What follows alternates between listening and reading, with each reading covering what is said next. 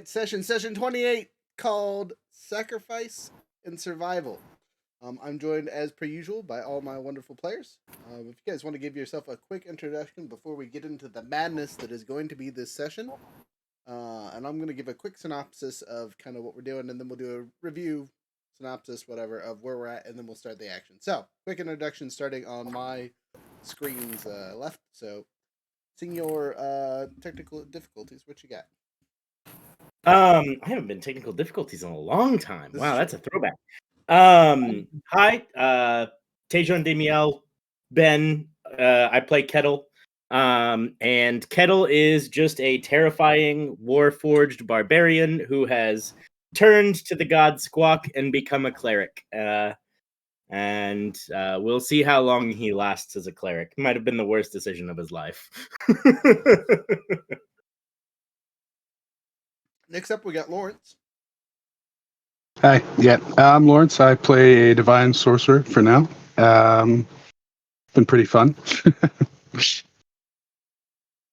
All right, that was quick and short. Jumping down to Younger. Name's Younger, playing Marzek's Duskbringer, a mummy warlock. That's what I got. Hope to live to see another day. If not, I have no problem running away. All right, and the winner of our super duper survival style poll, just kidding, Discord decided that Rhett is going to live this session. So whatever happens, story-wise, the character Rhett is going to live. Good, bad, or ugly, tell us about Rhett. Who are you? All right, so I'm Rob, or Iron Bull in the Discord, playing Rhett Stonybrook, a very, very sexy bard who rides a scorpion and has a bunny friend and is guaranteed to live in some form today. And last but not least, I handed in to Goblinoid. Hi, my name's Freya. I am also the player of Thread, which, like was said, is the handy-dandy fighter goblinoid, who may or may not be the reason why this dragon is in existence for us to fight right now. Anyway, You know, I don't think we can blame you. This is not your fault. This is my fault. I was Hello. gonna say we can blame. We know exactly whose fault this is. We point right at Kettle. This is Kettle's fault. He's been calling the DM a bitch for 6 months now about not bringing out the real black dragon. Yeah, I killed this dragon's child. Like, straight up murdered it. Wasn't this also like it didn't start off as the first introduction session with Rod though? yeah. Yes. So, like, Yes. my first session with you guys was being in this thing's claw and then dropped into a lake. That was how you were introduced. You are familiar with this dragon. So for those of you watching and whatnot, things are popping up on my screen. Quick synopsis. Last session we entered a bandit camp to try and recruit and whatnot.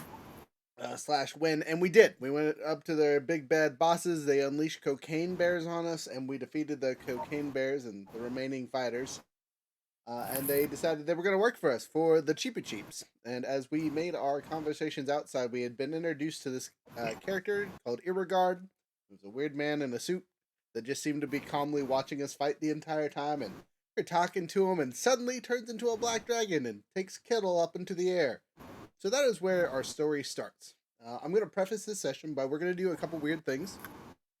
If you're in our Discord, I'm going to send these yahoos to our Discord for a little bit in groups of onesies and twosies as we make super important decisions. Because as our dragon takes our friend up in the air, the ground is filled with a purplish haze. And all of you enter a steel-like state. You cannot move, you can only think. And it is prolonged in however many seconds we need it to be.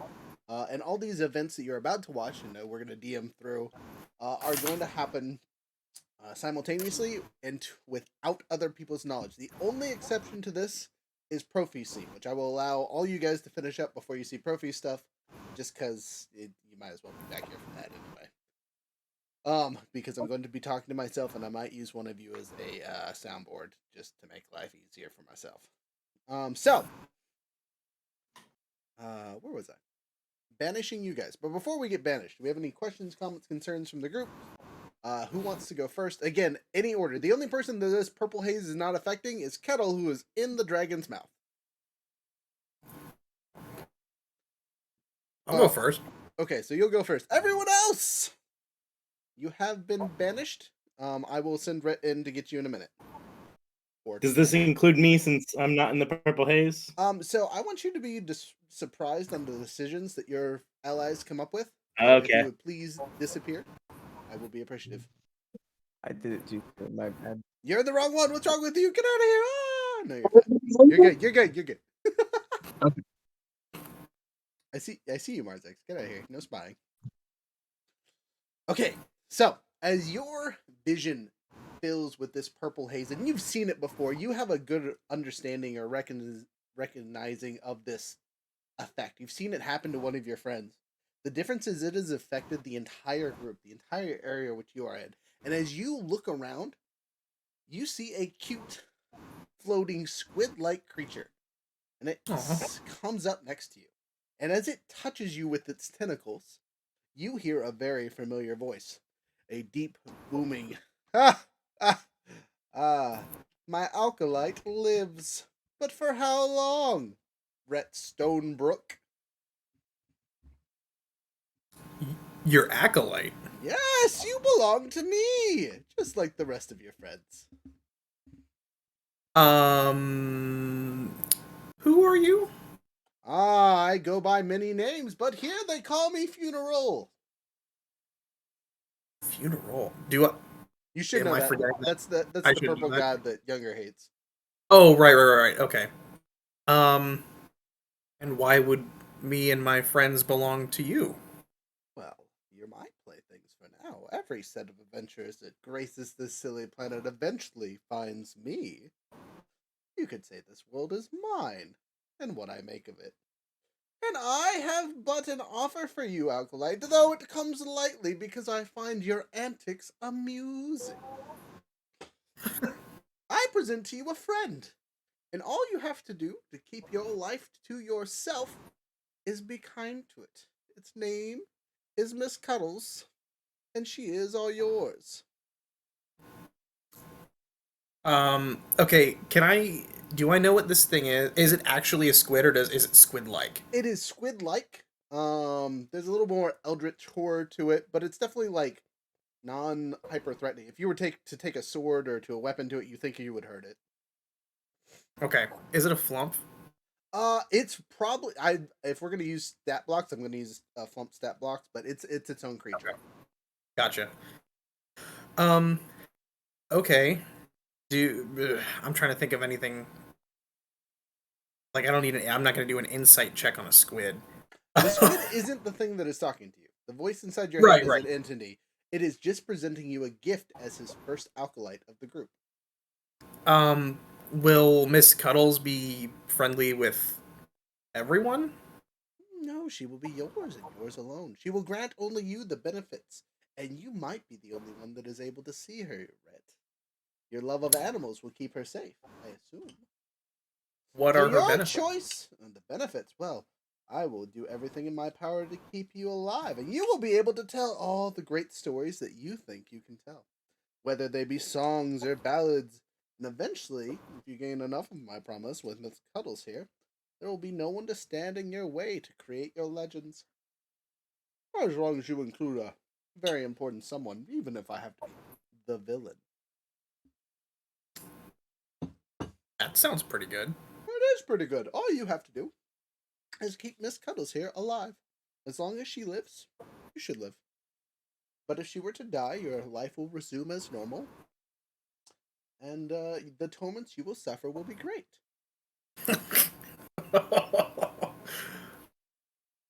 Okay. Is there any... Does she have a weakness of any kind? Anything I should look out for? Sharp things hurt most creatures. Okay. She can't eat garlic. She might be allergic to good berries. To good berries. Okay. Maybe. I don't know. I haven't. You can't see this creature, but it's throwing its hands up like, oh. Okay, and I'm assuming I don't have a choice. You do have a choice. I never push anything on people. They have to accept my agreements. Like your friend. He chose to be the monster he became. I gave him his options. I gave him his choices. He chose that so he could live. And then you killed him for it. Poetic and beautiful. You're talking about Fulgash. I am talking about Lord Fulgash. Is he dead? No, he's in the same place that Miss Cuddles will put you if you happen to perish. Oh, okay. So what is my other option? Kill Miss Cuddles. Dispose of her. And then proceed to handle the consequences. Well, Your consequences will be great. It's no fun if I tell you all the rules to this game that we're playing. Remember? so if I take care of this thing and it dies, my consequences are great. And if I kill this thing, the consequences are great. Correct. Great and terrible? One might say that. Would I be that one? You could be. Depends on what else happens. Oh, God. As a note, I'm super upset. I'm missing a D12 for one of my dice sets. See, you said no one else can see Miss Cuddles. She might not appear to the others. It really depends on what is in their heart. Oh, okay. You know what? I'll take a squid. Sure. Add it to the menagerie. All right, Miss Cuddles joins your party. Yay. As a side note, she does have an action you can use. So unless a creature is able to see her, they need to have either certain abilities or be of a certain alignment to catch glimpses of her. But if a creature cannot see her, she can make a stealth attack that does an automatic 3 points of damage. Okay. As if it is as if it's a command. Is she like how big is she? Small, tiny, size of your fist. Oh, so I could like put her in a pocket and Correct. she'd be okay. Yep, she's meant to cuddle up next to you. Then that's what I will do. Okay. As you embrace the squid, it kind of just latches itself to your body as if it knows what you want to do. And the most pleasant voice rings in your ear. Hello, friend. I'm here to keep you safe. Aw. I love Miss Cuddles. You should. It's gonna be a great character. So for players, out of character really quick. Miss Cuddles will be able to interact. You'll be able to talk to her. She will have infinite thought. She is an intelligent creature. So if you have the urge to murder her, she will have the murderous intent vibes. Okay. Also, she is invisible, so you be a smart bard and use the invisible creature to your advantage. But she is not invincible. So that is my one warning. Okay, but she's not invisible to everyone. So someone that matches like my alignment would be able to see her. I'm not telling you that part. Mm. You know you can see her. And I've used the word alignment, but that might not quite be the right descriptor for her visibility. But like things with true sight, we'll definitely be able to see her. Okay. Okay. All right, I vanquish you. Go ahead and elect the next person. Try not to argue too much. Okay. All right. I will send someone in. Thank you. While we're waiting, for those of you watching, appreciate you. Let's do some terrible memes. We got this one. Shadow Wizard Money Gang. We love casting spells. This song is sponsored by the Shadow Government. If you guys have any recommendations for terrible memes to add from the website Tuna, please let me know and I will add them. I have so many. The only downside is I can't do actual songs. Those get flagged by the UE tubes, and you guys miss out on fun stuff. Hey, that reminds me. I need to plug my phone. I was Aha! told- The kettle.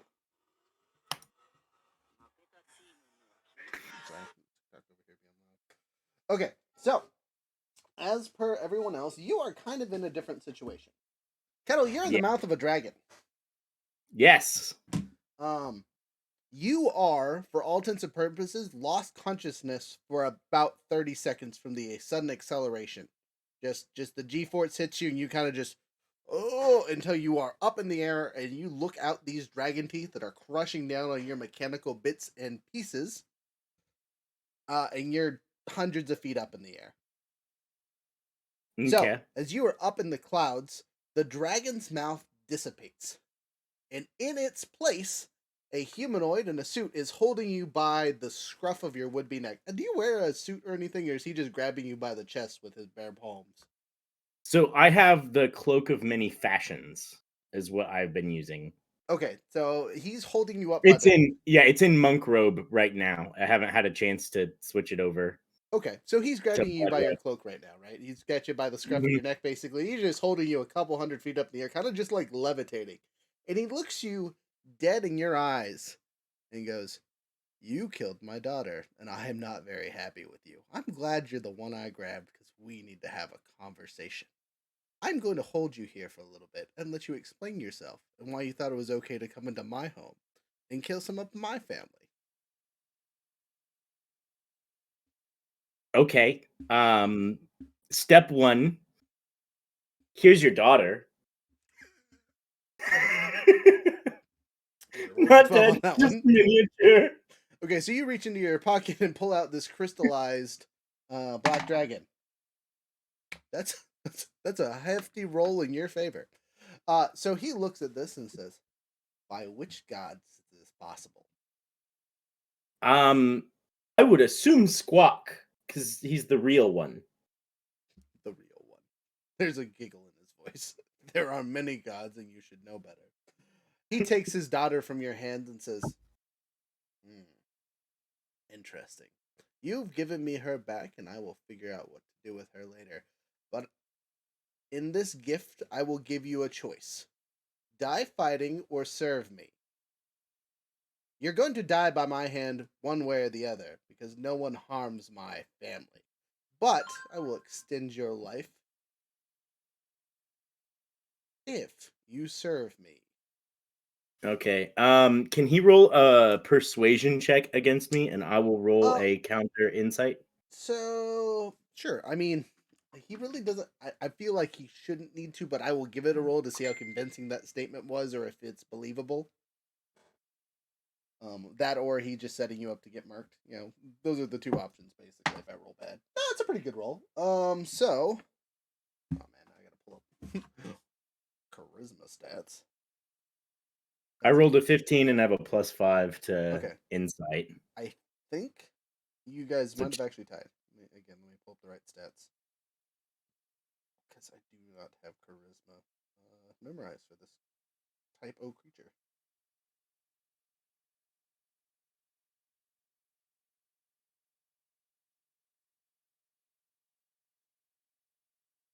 Okay, so total of would be a +4, so that's an 18, but he does have a couple extra bits. So, while in his human form, his charisma is a little bit better.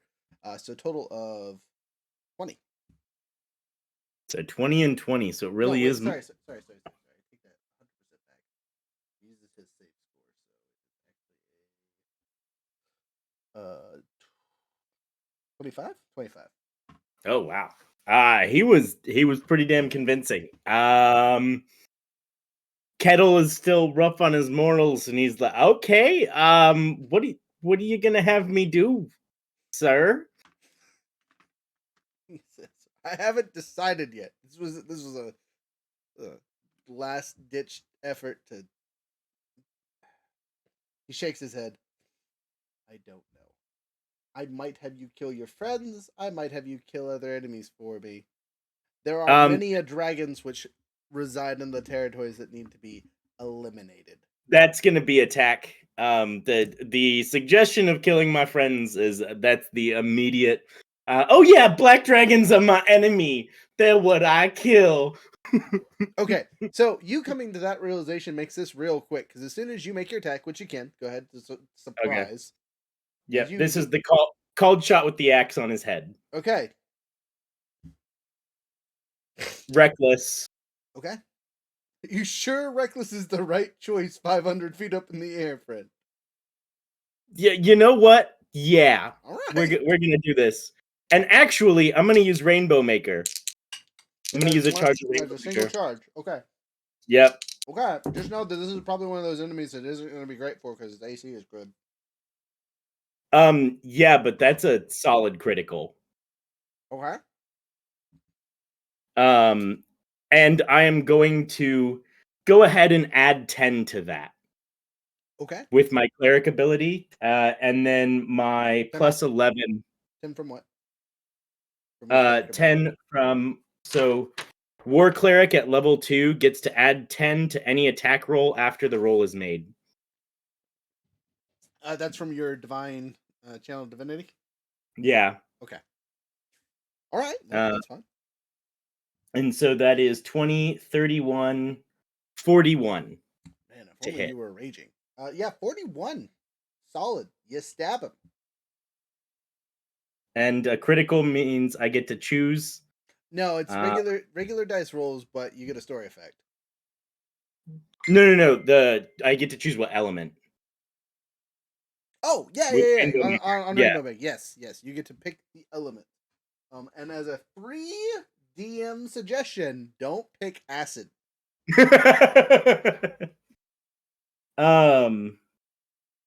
Yeah, we're gonna go with radiant. Okay, interesting choice. The holy light shines above the heavens. Go ahead and give me would-be damage. Would be damage. That is gonna be A lot. Oh, yeah. You said how much for the 41. 41. So that's a 11 extra d6. Okay. Actually, I think I might actually have 11 d6 here. I take that back. My math bad. 6, 19 extra d6. 9, 3, 6, 9. That's 18. And here is 19. Okay. I think he's got a lot of hit points. Can we call one of them back here just to count? No. If you gotta do math, you can do go off to the Hall of Heroes and do math. Actually, that's what I'm gonna have you do. Give me the number when you get back, and we'll cutscene it as whatever. So go ahead and go back to the Hall of Heroes and send in the next person while you're doing your math. Okay. Just know that was a solid schwack. I cannot believe I criticaled on that. That was the luckiest critical of my life. I can. I might have waited till he was a little bit closer to the ground, lied a little bit, but that's just me. All right, we're back to more memes. What we got here? I love you. It's so dumb.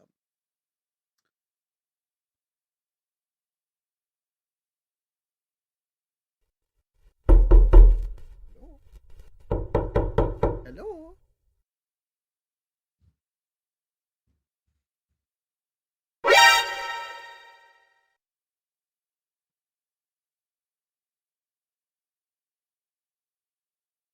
Still waiting.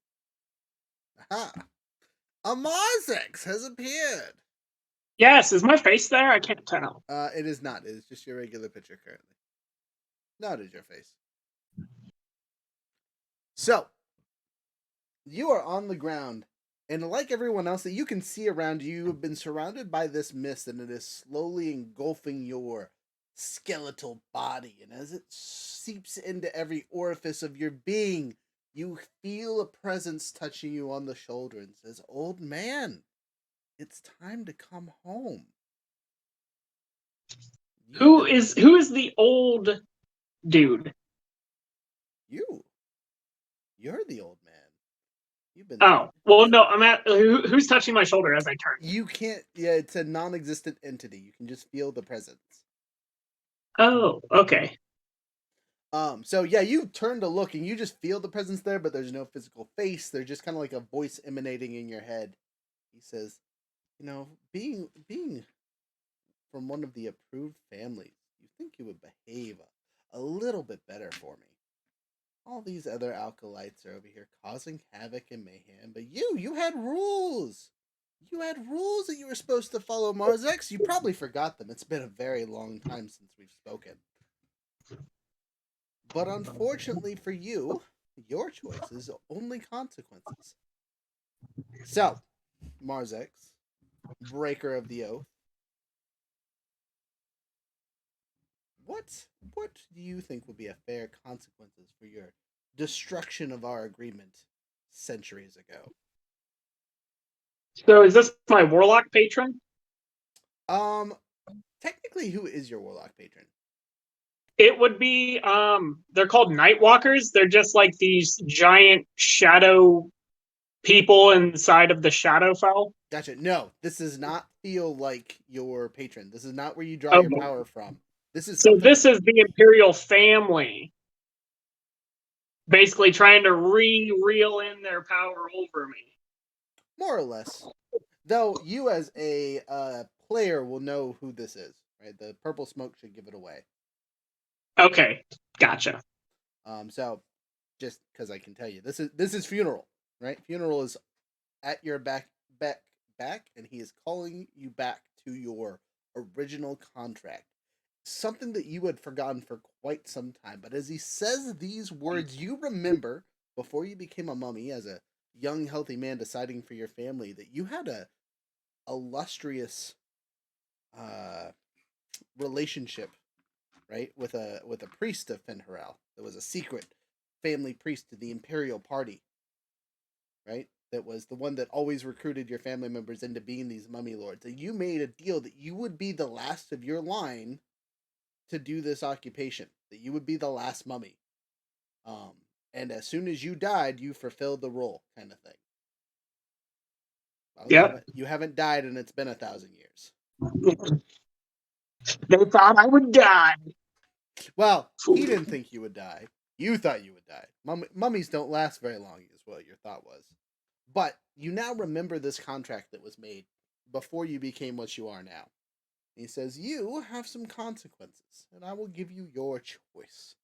You either come back into the fold, return home, I turn you to dust, and you are reborn anew, and you will do my bidding as needed. I will send it to the right people. Or you break your contract and face your consequences, which you can feel the spiritual presence kind of look up to the sky, and you see a bright light flashing above you. Basically, it's saying that I'm going to get quote unquote smited if I say no. Maybe. You could definitely perceive it as that. Okay. So when you say be born anew, do you mean merely be reborn as a mummy? As designed? Which would require my death? And or do you mean be born back to an elf? Because I believe I am long past my tenure. So you would argue that you should be fulfilling your contract, and I should restore your life to you, even though you've been using this entire time to give your power to the Shadowfell creatures. I'm asking what your offer is. Well, my offer was to basically factory reset you, old man. Put you the way you're supposed to be. I reject your offer. Then the contract is broken.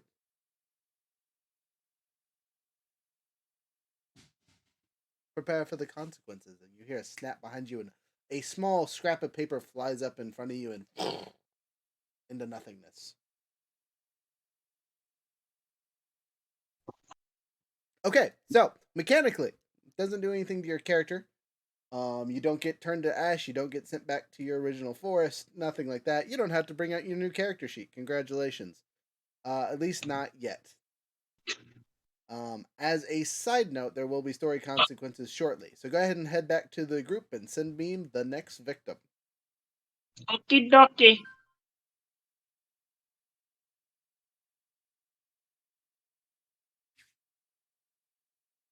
Now that's a lot of damage. Emotional damage. I'm fighting for my life. Y'all killing me with this. Playing a game of whack fuck here. Whack.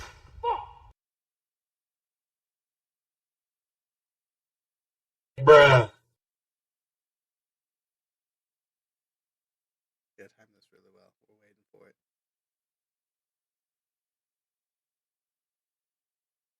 Wait for it. Hold. Hello. Hello. I am your next victim. The next victim. All right. So, as I sit here before you, a familiar presence seeps into the remainder of your character's armpits, Mm. and a familiar feeling fills your head. A voice that you could swear was almost identical to a voice you heard quite some time ago whispers in your ear. You can feel a presence kind of enveloping you as the smoke absorbs you. He says, the Alkalite has returned yet again. Hello, wielder of the flame, the righteous fire, the destroyer of innocence, the betrayed friend. One of these titles should fit you well. As noble as you be, you deserve a exciting title. So, hero, I offer you a chance to save your friend. You seem to be forced to look up and to see the demon evil in front of you. I could give you the power to stop it, to save your friend before he is crushed and eaten by a dragon. All it will cost you is your life, noble. So, the presentation here is, do you save your friend or save yourself yet again? Well, demon. I'm no demon, I am a god. You know who I am. God. You know Well. who I am in your heart of hearts. Now, as a DM to player, do you have any idea who this is supposed to be? Trickster God? Yes, so this is funeral. Funeral. I am a descendant of a noble celestial protector. It is ingrained within my soul to protect others. So this choice is easy. My sacrifice. You hear a wicked smile and says, "You truly are a noble. You are also truly a fool." And as this happens, you feel your body evaporate into an orb. You can physically feel you deteriorate into a ball of light. And we're going to pause it there because that's where your story ends. Please bring out your new character sheet as the next bit occurs. Oh. But that's it. You've made your decision. This is a small, sad send-off for your character. But you'll see. It'll be cool.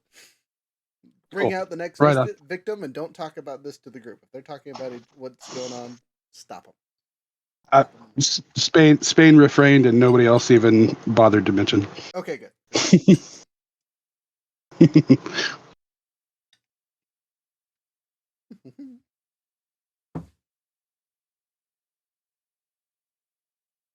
All right, the final person. Ooh, a fake commercial. Oh no, looks like I stole your nipples. They sure were sharp.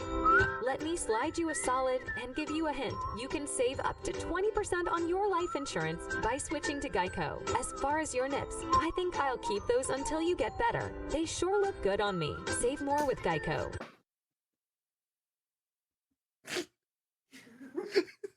Sorry. You're fine. So, kills me every time I listen to that stupid thing. Anyway, So, as you are surrounded by this purple mist, it envelops your body, and an unfamiliar voice steps in front of you. You can feel a presence standing in front of you, as if it is confronting you with a decision. It looks to you and says, "Ah, small child of the goblin race, how did you find yourself here?"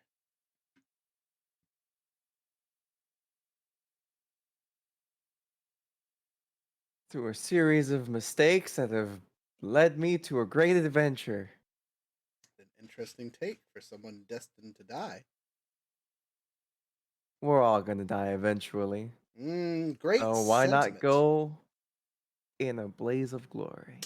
Unfortunately, I cannot offer you that today, but I can offer you power at the cost Oh? of your life. Oh. I offer you a Well, deal to gain as much power as you can handle. Or not. I'm making a very simple decision with you, as you are but a simple creature. You take the well, power isn't that or just a earn it little yourself. rude? Oh, you'll find that I am nothing but rude, and you and the other acolytes are destined to experience that rudeness firsthand. So the offer is overwhelm my body with power or die a horrible death fighting a dragon. I wouldn't say that, but yes. You're a smart character. I mean, if you don't want my power, you could always be a coward and just run away safely. The dragon is Who are far you? away. Me? You don't recognize me. I'm sure the others have talked to me, but I am Funeral.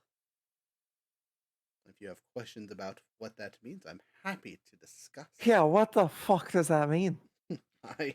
I am the god of this world. The only god that has been here since the beginning. You could say I founded this world. Set it on the course it's at. It's mine to play with, and you and your friends, the newest batch of idiotic heroes, are but my playthings in a greater game. So, because I've played with you and your friends and done things, I'm giving you a chance, a little bit of a boon, shall we say. To all of you will experience the glory that is Funeral.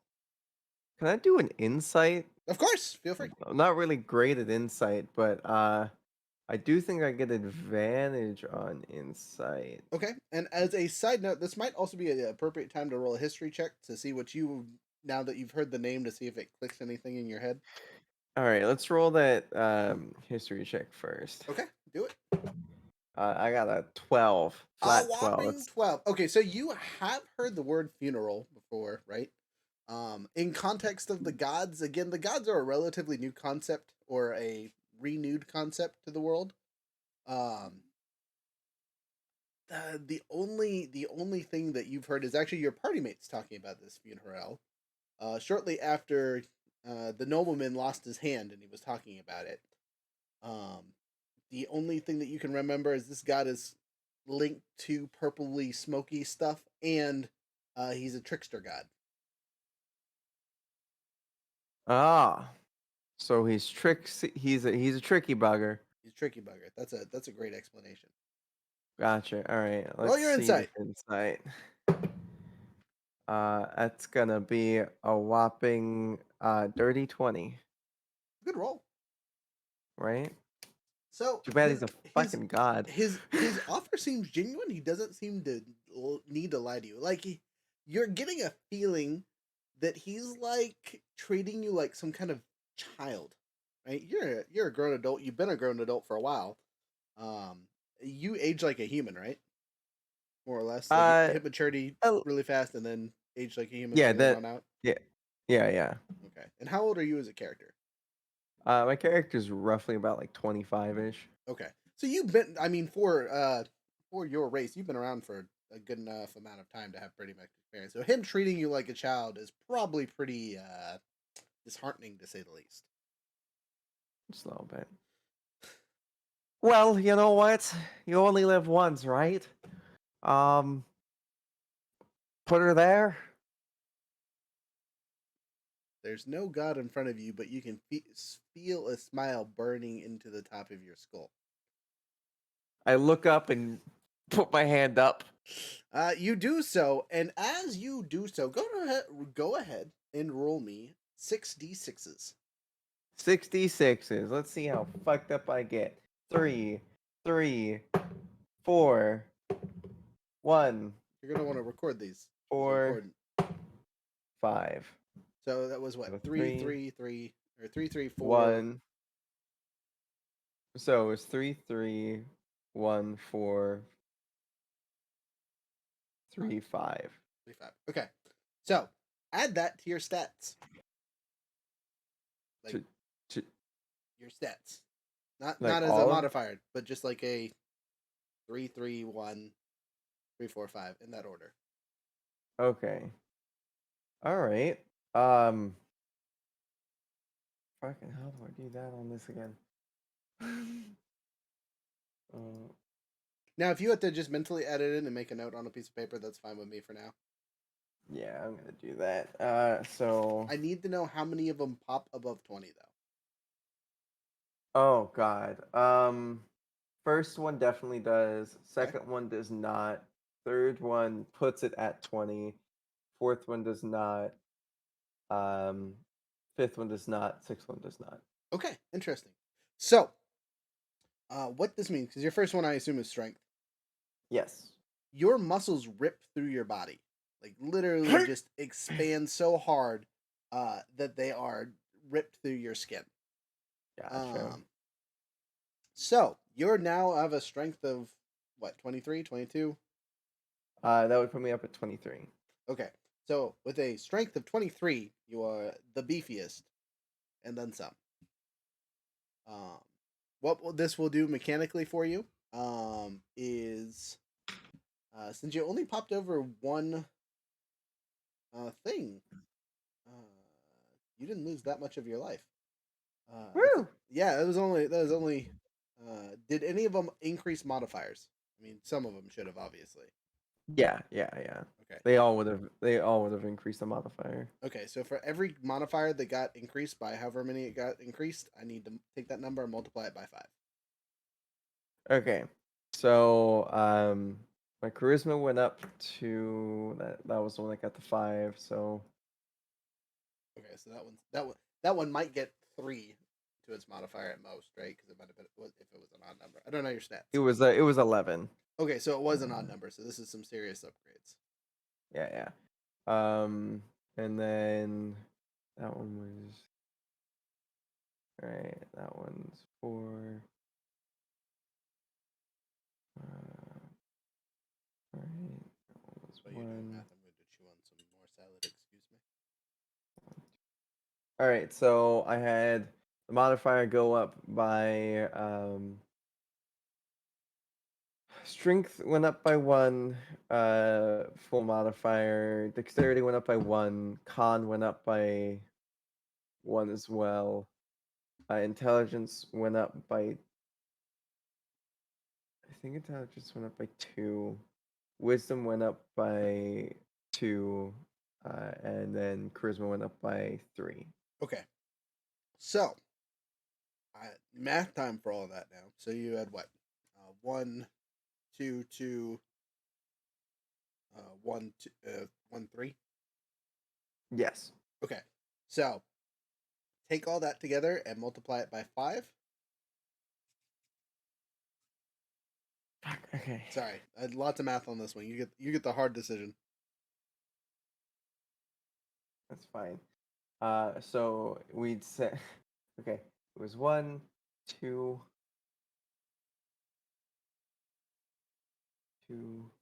1, 2, 3. All right. So add them all up and times by 5. Yep. Or times each one by 5.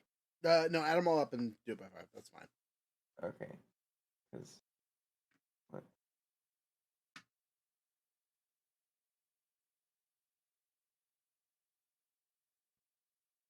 Nine, 10, 11 times 5.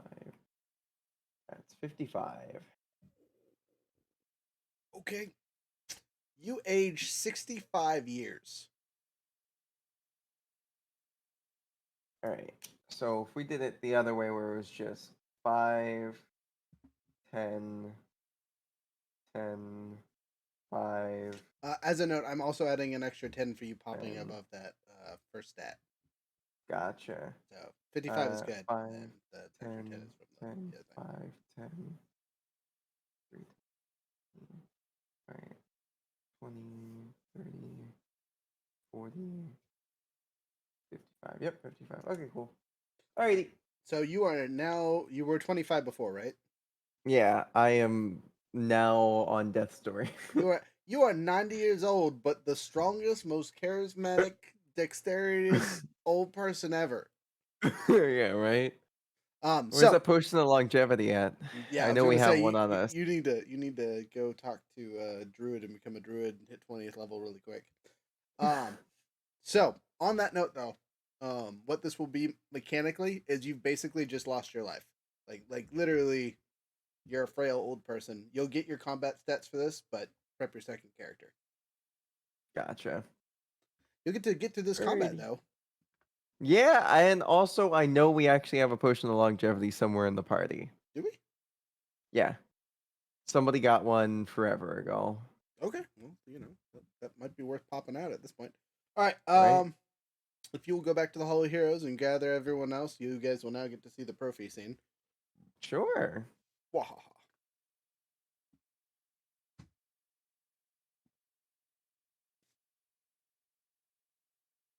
I was rude to them.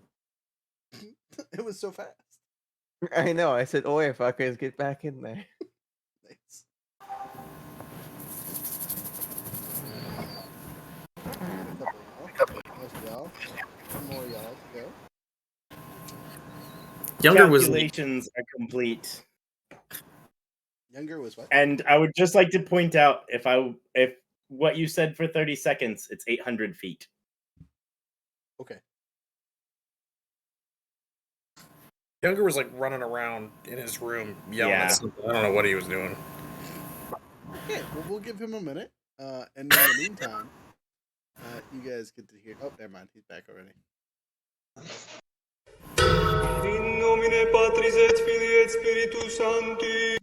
So, I'm gonna go through the discussion back and forth for a tad bit. Younger, now that you're back, I'm gonna throw you on the spot for your DMing because this is your favorite god. I'm gonna let you run the decision making for Prophy's choices here. Okay. In essence, your choices should be live or die. You can add other stipulations, but those are going to be the basic pick betweens. That's Prophy's choice is live or die? More or less. Again, flare it Is up. it I live, everybody else dies? Or is it just I live? I'm going to give you that option and the power over the story currently, because this is your Okay. favorite god to play as. Here, I'll even make you a big boy in the screen so everyone can look at your face while you're doing this. He's a big boy with his big boy pants. So I'm role playing the god? It's time to stop!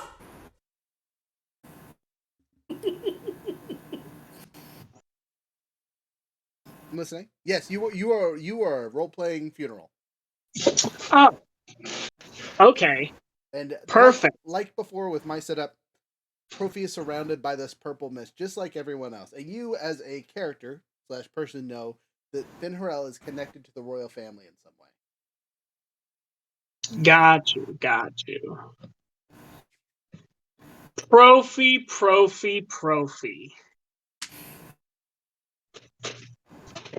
Prophecy foretold. Is it not your wish to become the emperor? Yeah? What if I said there? I could give Who you there? the power of that which you seek? Okay. Yeah. Which would in turn mean your survival here today. I'm all about surviving. Okay, so you have a choice to make. Prophy tries to move but cannot. You may take one other with you to ascendance to the throne. Your life and theirs alone shall be spared from the tragedy set before you. Or you can face almost certain death from this dragon. However, there is one more option. You could be so noble as to sacrifice your place on the throne and your life for all of those who are living. Safety. Which will you choose? Profi muddles his thoughts for a second and says, "What are the consequences of so me and one of my friends survive, guaranteed. We fight for our lives and see what happens, or I die and everyone else lives." More or less. With the middle option, there might be some rebuttal of my presence more so than just this little fog. Not in your favor. Ooh. Oh no. Okay. All right. The dice have spoken for Profi. So considering each option, I looked at the first one where it was me ascending to the throne guaranteed with only one friend. And that is a very lonely life. I'd rather die before that happens. Right? On to the second choice, Profi thinks to himself, we've gotten out of worse. I can do this.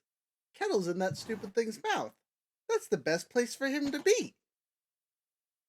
I then look over at the third choice, which is I die and everyone else lives, and I can't do it. Profi is too selfish for this choice. There's no nobility and sacrificial bits for the rest of you. He can't do it. He will not do it. The thought is revolting. For this one, I'm gonna let you all know I rolled a 1.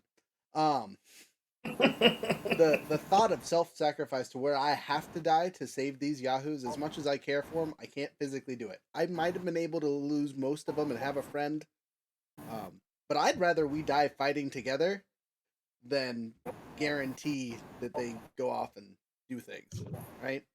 So Profi says, well, politely, funeral. No, I'll take this dragon on and live and prove that you do not sway your power over me. Whatever difficulties and nastiness that you put in front of me, I'm going to stop. We are going to win, and you will see this, and I will be the true emperor of this realm. The family curse will be broken, and you will be banished yet again. You say my name, but it is yours that will be the funeral. Nice. Out of character. Nice. End of speech. End of speech. That was a good end. Nice. So do you want to know the repercussions? I mean, you could text me as a DM and I'll implement them, or you can tell everyone. I'm game. What's up? Well, since it's basically guaranteed to be physical, I'll let you choose the form of which it takes. But I was going to have there be a constant area of effect, such as an example, cloud kill over the battle space. Ooh, okay, so you're basically gonna hit us with the magical effect to start this combat off. Yeah, like us of the entire quote unquote battle space. Gotcha. No, that's totally in Funeral's power. Or sorry, Funeral's power. Let's Spain, you got that handy dandy chart? Which chart? For Rainbow Maker? Because I do. We get a story effect, so this will actually work out really well. What did you pick for the damage type? Radiant, right? Yes. Okay, so Younger, it's going to be a radiant hellfire that comes down from Rainbow Maker. As you guys unpause and the things that I told you were going to happen, you see your friend Barrymore turn into a ball of light, right? this ball of radiance, and it shoot up into the sky with such ferocity and fireworks. You, Kettle, who is falling in front of a dragon, stabbing it with all its power, the radiant hits and he immediately returns to his dragon form. How much damage did you do, by the way? So total 78 from Rainbow Maker. Wow, that is way less than I was expecting. But that's Yeah, okay. it was not a great damage roll.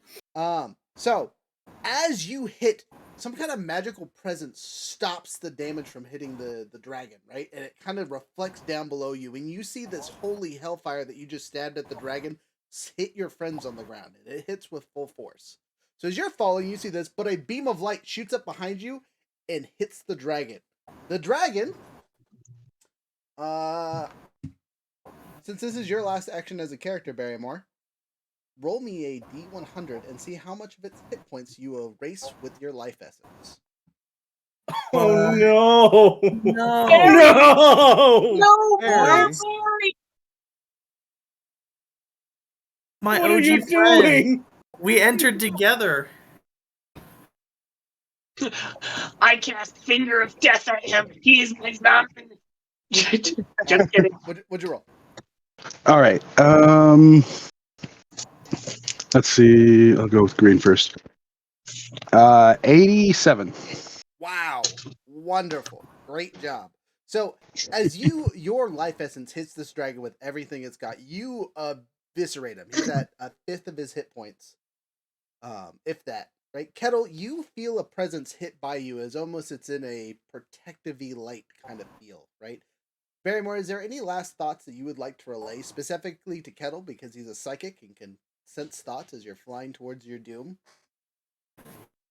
I also have telepathy as well. Okay, you do have telepathy, and I will 100% allow you to hear Barrymore's last thoughts as they are screamed into the void. What are the last things that run through Barrymore's mind?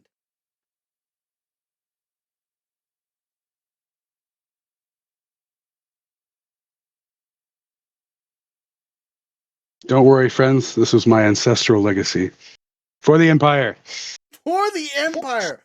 What a closing finish! A resounding fuck you to the dragon, to Fen'Harel, and to everyone else for the Empire. The clouds clash and shatter, and the dragon is thrown off course, giving our friend Kettle a couple seconds reprieve. Unfortunately for those of us that are still on the ground, which is literally the rest of us, Marzex, I am very, very sorry for this choice, because it might erase your character. I'm going to roll percentile die, and just what happened to the dragon is now happening to you. To me specifically? No, to everyone on the ground. Okay, but I take lots of damage. Yeah. Is there no save? No, I take that back. I'm not going to give you guys a save. This automatically hits. You guys take, what was it, Spain? 70 what? 78. You take 78 points of radiant damage. Automatic, no save. So we're still hurt from the last fight, right? We never got a rest. Yeah.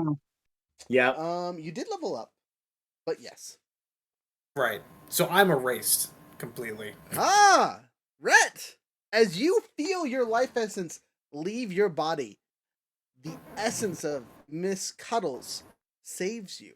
She envelops you in a holy purple shield, absorbing all the damage into nothingness. You take no damage. So you said 78 radiant, right? 78 radiant, yeah. That was my critical, you guys. You just soaked my critical. Let's see. Where's everyone else at hit point wise? Because that hurt me for sure. I'm at 45. You're alive. This fight's gonna be. I was gonna be at negative 60. So I'm at 144. So that's 156 damage to me. Jeez. You have any way to negate any kind of radiant? Or does radiant deal double damage to you because you're undead? It deals well. It's specifically him because he's a dark. Oh yeah. Oh. Yeah, radiant real bad for our friend here, which is why when you picked it, I was like, That's why I wanted to be like, is there a save?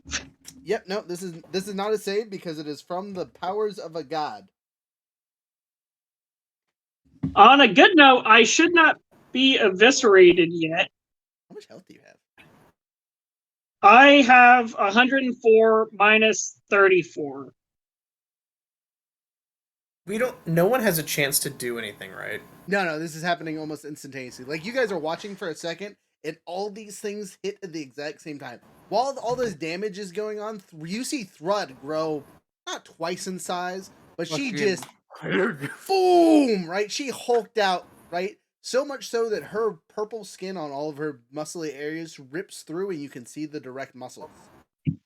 She Is there any also, way I can conduct one action before this happens?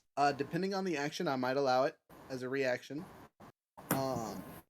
It's technically not a reaction; it's a regular action. I will hear you out, but let me finish this description. So, Okay. you guys all see Thrud age what looks to be 65-ish years. It's a lot. You know, in human age, she goes from like a good, healthy-looking adult to a old woman. Very pretty, beautiful old woman, as she seems to age very well, apparently. Minus the muscles ripping out of all of her bits and pieces, and you can see the actual muscle bits. And then the radiant light hits, and she's not doing so great. But she's standing there, ready to take on whatever's coming down. Alright, Marzex, what is the one action you would like to perform? I would like to cast a single spell. I'm trying to find that spell here real quick. I just need to go to Necromancy. You fool. Okay, well, while you find it.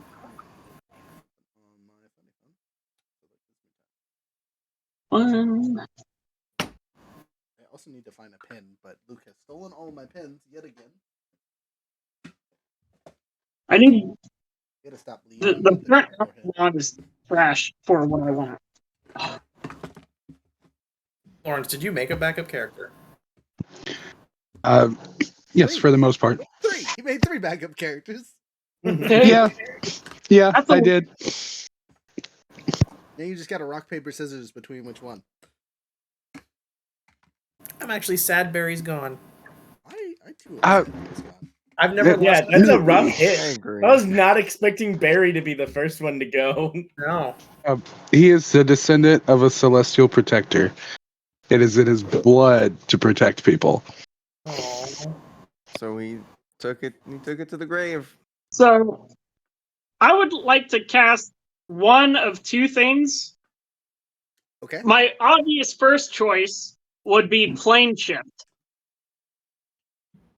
Plane shift. Okay. How long does that take to cast? An action. Really? Okay. And what's the other Yeah. choice? The other choice I would, if I can't do that, would be Negative Energy Flood. Okay.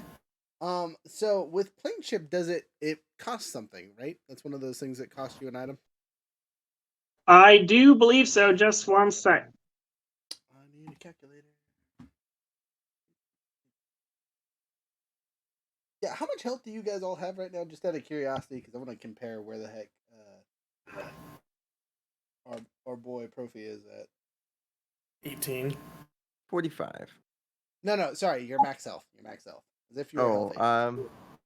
For as healthy, 149. I actually have gone up with the boost to my constitution. 82. I got a plus 13. 104. Okay. All right. I don't feel so bad with that 118 then. I would be at 156. So another thing to note is the material component for that is a forked metal rod worth at least 250 gold pieces, and I would be willing to say that rod would be my my actual pointy my stabby stick of wand, my +2 warlock wand. I totally agree. That works. And yeah, that's all it costs is to have it on you. Okay, so you just have to have it. Yeah. So the issue being is this is supposed to happen instantaneously as you're doing stuff. Which is also the spell description. Right, is instantaneous, but it's an action to cast. Yeah. To be fair, it's 40 feet up in the air, you said. It's Traveling at the speed of light. 100 feet. It's 800 feet, yeah, up in the air. Oh, yeah, see? So,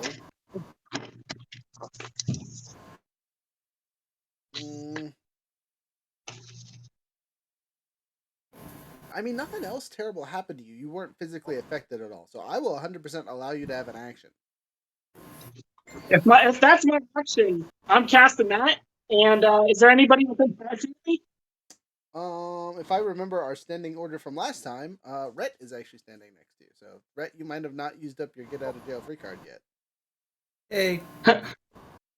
I put my hand around Rhett's shoulder and I say, "We're leaving." Poof! Shadowfell we go. You took Rhett to the Shadowfell, huh? I took him to the Shadowfell. You're in the darkness. Do you have dark vision? His foot will feel at home. Right, yeah, your foot just grows to gigantic sizes. Actually, okay, so as you and Marzek's plane shift, right? I will let you make a save now as you're stepping through your planar portal together, teleporty bits. What kind of save? Constitution. Both of us? Actually, you're still getting hit by this light as it pushes you through the portal. You're walking away from the explosion. Put your sunglasses on. Yeah, basically. Probably the best roll I could have asked for. Okay. I got a 18 plus 2. Wonderful. I got an 8. Rhett, you will take half the damage as you step through the portal. So that cuts down to 38. And I will die. Again, alright, so your death is saved by Miss Cuddles. Yay! Miss Cuddles does her thing, and your instantaneous one-shotty effect is stopped. Way to make a deal and not lose your character. Marzex, you succeeded, right? I don't know. Did I? I got a 20 total. Okay. So yes, you succeed.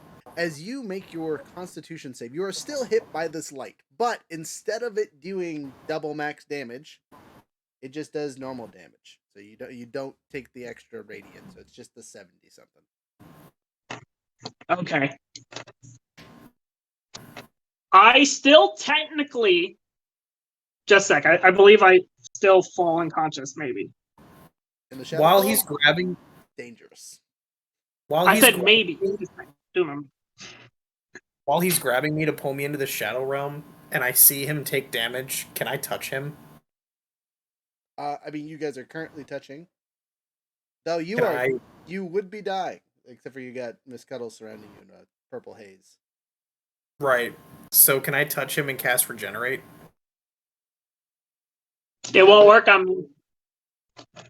Yeah, I mean, yes, but he's a mummy, so it doesn't apply because he's literally undead. If you had something to give me temporary hit points. I don't. Okay, well, I will then use my mummy feature, which means instead of instantly falling unconscious, I get to one time per long rest, something I have never done. If a damage reduces you to 0 hit points, make a Constitution saving throw with a DC +5 plus the excess damage. So it's 112. So I had 104 total. The 112 is plus my damage list.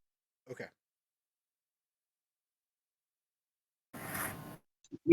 Plus 5. So it's a DC 13. Easy peasy.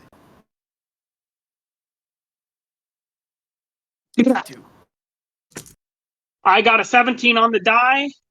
Okay. So I succeed, and with the success, I dropped a 1 hit point instead, and use my reaction to administer a mummy wrap, which gives me additional small hit points as a reaction, but I don't think I can do that since I technically already used the reaction. Correct. So as you fall through the plains, you guys are now in the Shadowfell. Congratulations, you've removed yourself from this very difficult combat for the rest of the party.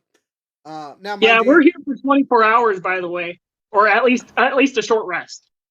oh, No, once per long rest. Or yeah, what I don't remember what the 7th level spell slot thing regenerates at, so I'll have to do my research.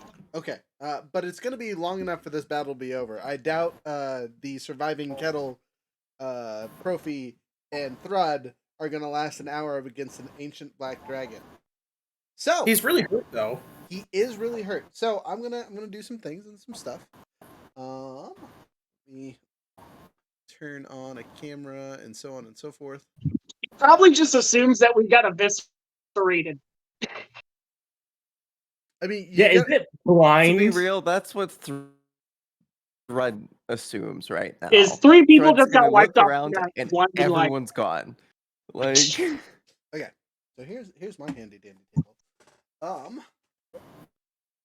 So We we're got gonna be using hex these actual now. hex grids. Because for this first bit, the 2 people are in the air flying. Here's person number 1. Ancient Black Dragon. Scary. Rawr. Wow, that lighting is really terrible. Let me do nothing about that because that's as best as we're getting tonight. That's rough. The natural outside light is killing me. And then I need your guys' characters, which are all hiding in this box. There's outside light right now? Yeah, it's like not where I live. it's not even 7, yo. All right, here was Barrymore's character. Can I take his corpse with me? No, there is no corpse. he turned into a giant ball of light and then eviscerated this thing's HP. Yeah, I mean to be fair, he did a significant amount of damage. So there's nothing left. There's no barrier or anything left behind. Nope, nothing. Nope. All right, Samurai Lady for our Thrud, Pokeboy for me, and where is my robot? I know you're in here. Dad. You guys can continue. We on. are so goddamn dead. We don't have a chance. Let's The go backup down character some- comes later, right? Can't Yes. jump into this combat. Correct. Yes, you have unfortunately removed yourself from combat. But as a plus note, you've basically guaranteed our success.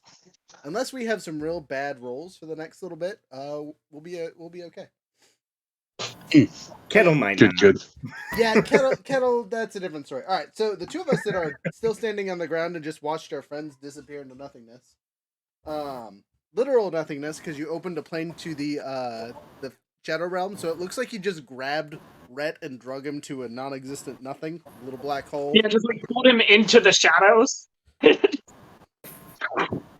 As for how things are looking, bad. Things are looking bad. To be fair, I probably also was like screaming in agony as my searing flesh was like went into the ground. So it probably just looked like I turned to ash. Yeah. You're Yep. And, serious. and it took your best friend with you. Aw. And yeah, no, that's a 1 on the D12 for how Kettle's feeling about this. So Help me. All right, I got all Kettle's the character just tokens falling. in case you guys magically come back into combat. So you guys are out of bounds for now. I should probably actually just put Barrymore's character piece away. I'll have to find you a new one for your new character. But Kettle, you're up in the air with the dragon. The dragon immediately roll your initiative because you're in combat now. Should we all Rod roll and our- myself also roll your initiative. Oh, those that are out of combat, sorry, you guys just get to sit this one out and cheer us on. Give us your that thoughts, is a thoughts and prayers dirty here. 20. A dirty 20. Where is Stinger? He couldn't have asked the question. Now he's dead.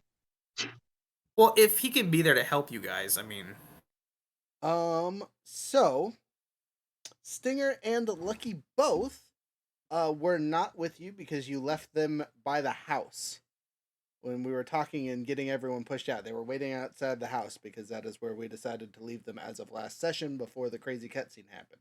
So Unfortunately, Kelpie is on my back. Oh no, my zombie died. Your zombie did AF, sorry. But your two other creatures are still alive, Rhett, for now. So I guess technically I can throw them on the board if you would like me to. Lucky doesn't really need a character piece, but you know, the Scorpion might be helpful. Yeah, well, and Lucky will have, you know, if anyone, his feat is still valid, so. Okay.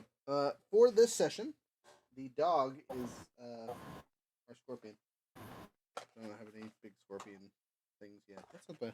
I did a 3D print one of those. I'm pretty sure I have one somewhere. Anyway, again, we're using hex maps because you guys are kind of in an open field. There's no real cover or anything to hide behind. And these guys are really high up in the air. So, these hexes are going to symbolize 50 feet vertically and 5 feet normally. So, if you guys are starting at that high up, I need a D12 to start for both of you.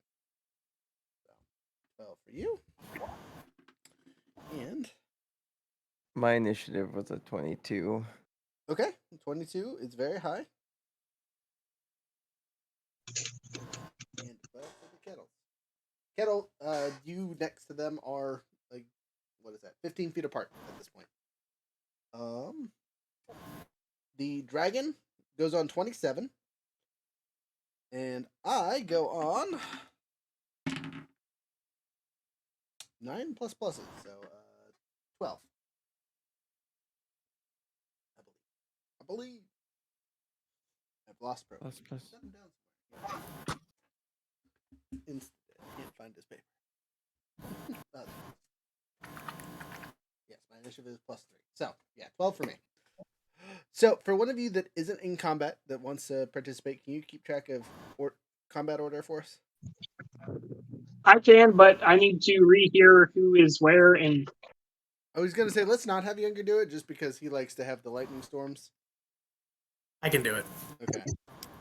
So, Dragon So, is on yeah. 27. So, Dragon's 27. Thread is on 22. Thread's 22. Kettle is 20. And I am 20. 12. Trophy is 12. You can roll for your Scorpion, I guess, technically. He will go on 20 with Kettle. Woo! And then magically launch him into the air or something. The one time I roll a 20, like, cool. There's no. We have no more magic casters. No, we're done so. Kettle's the only one with magic currently. Summon your flock of birds to save you. I didn't even think about that. So I'm gonna cast Ceremony and marry the dragon. As a side note, if and when Kettle dies during this combat, your next character will be given the role of a Squawk Alkalite, if not Priest, without the Cleric upgrade. Okay. And the reason for them, since we've talked about them a little bit, showing up, if they show up, is because they have been summoned by their god to do this mission. Okay. Give a little bit of backstory for why the hell you're showing up, kind of thing. So, yeah, let's roll. So he's gonna close the gap real easy because he's a dragon in the air. Phone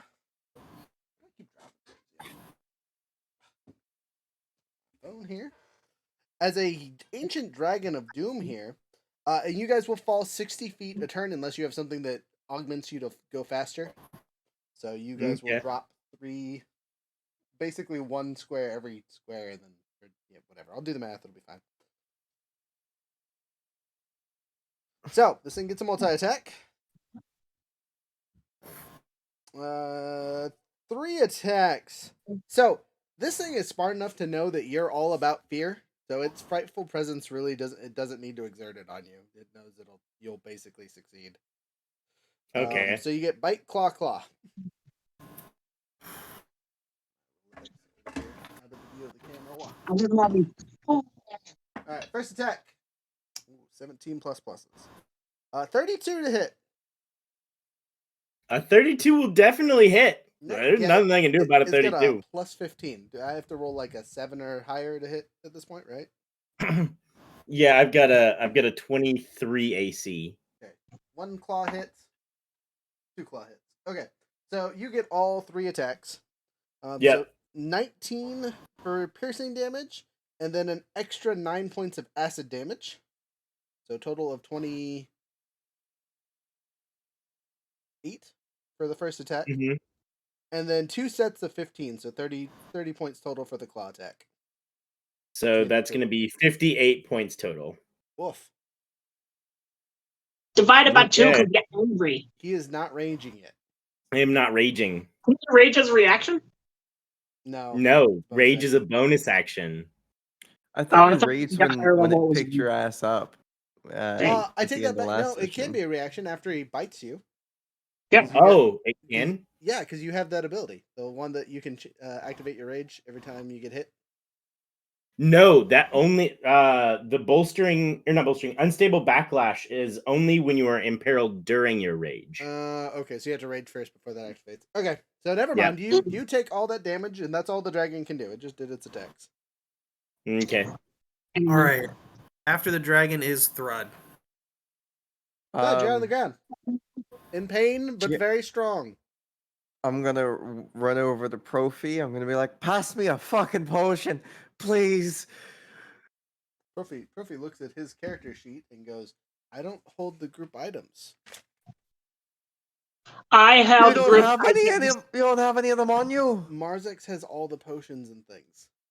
Why do we Marzex- trust the undead guy to have potions? Because God he's not damn it. gonna drink them. Oh shit!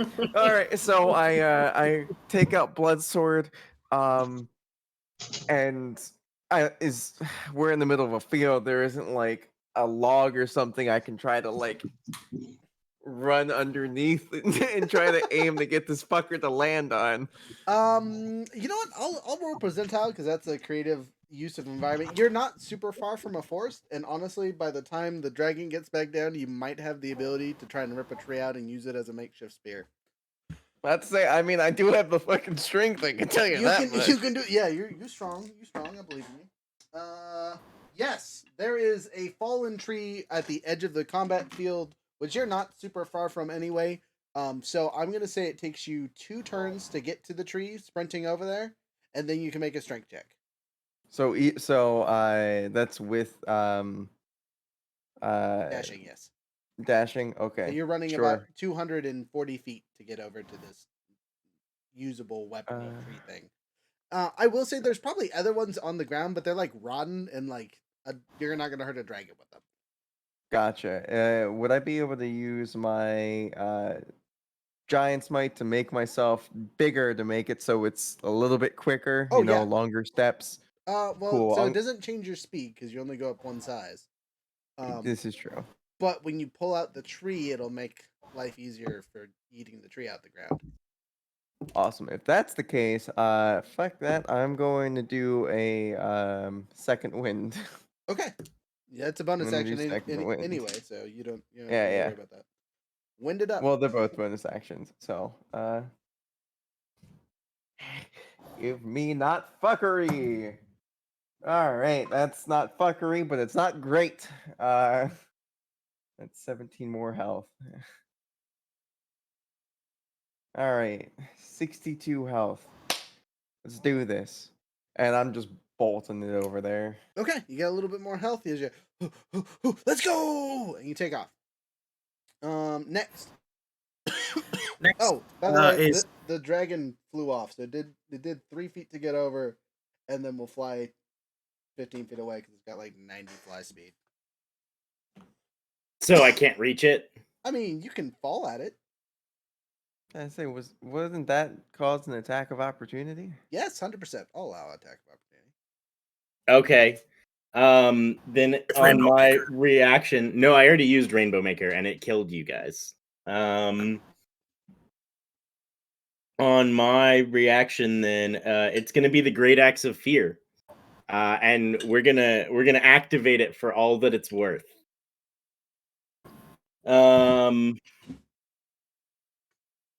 We're gonna reckless attack with it, we're gonna reckless attack with it. Why not? Oh, hold up. You reckless last time. I'm gonna roll those 3 rolls again and make sure I didn't critical on you. Yeah, you have advantage. You're good. You're good. You're good. Actually, all those rolls were worse than I rolled originally, so you're real good. That's not great. The highest was a 16 plus pluses is a 25. To hit? Yeah. Yeah, that hits. Okay. Which is surprising. I'm really upset by the stats on this thing, besides the health. Ancient Dragon should have way more AC than it gives. Just saying. Oh yeah. That's max damage. It's taken a whopping. What's our proficiency bonus at 13? It's 4, right? 5. 5. Oh, there was one more D6 on that Rainbow Maker hit. Too late now. And that makes a. You want to roll that and see if you kill any of your allies? Sure.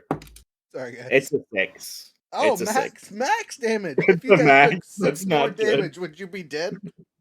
Probably he's not dead, but he's really upset that he has to take 6 more damage. Thanks, Rainbow Maker.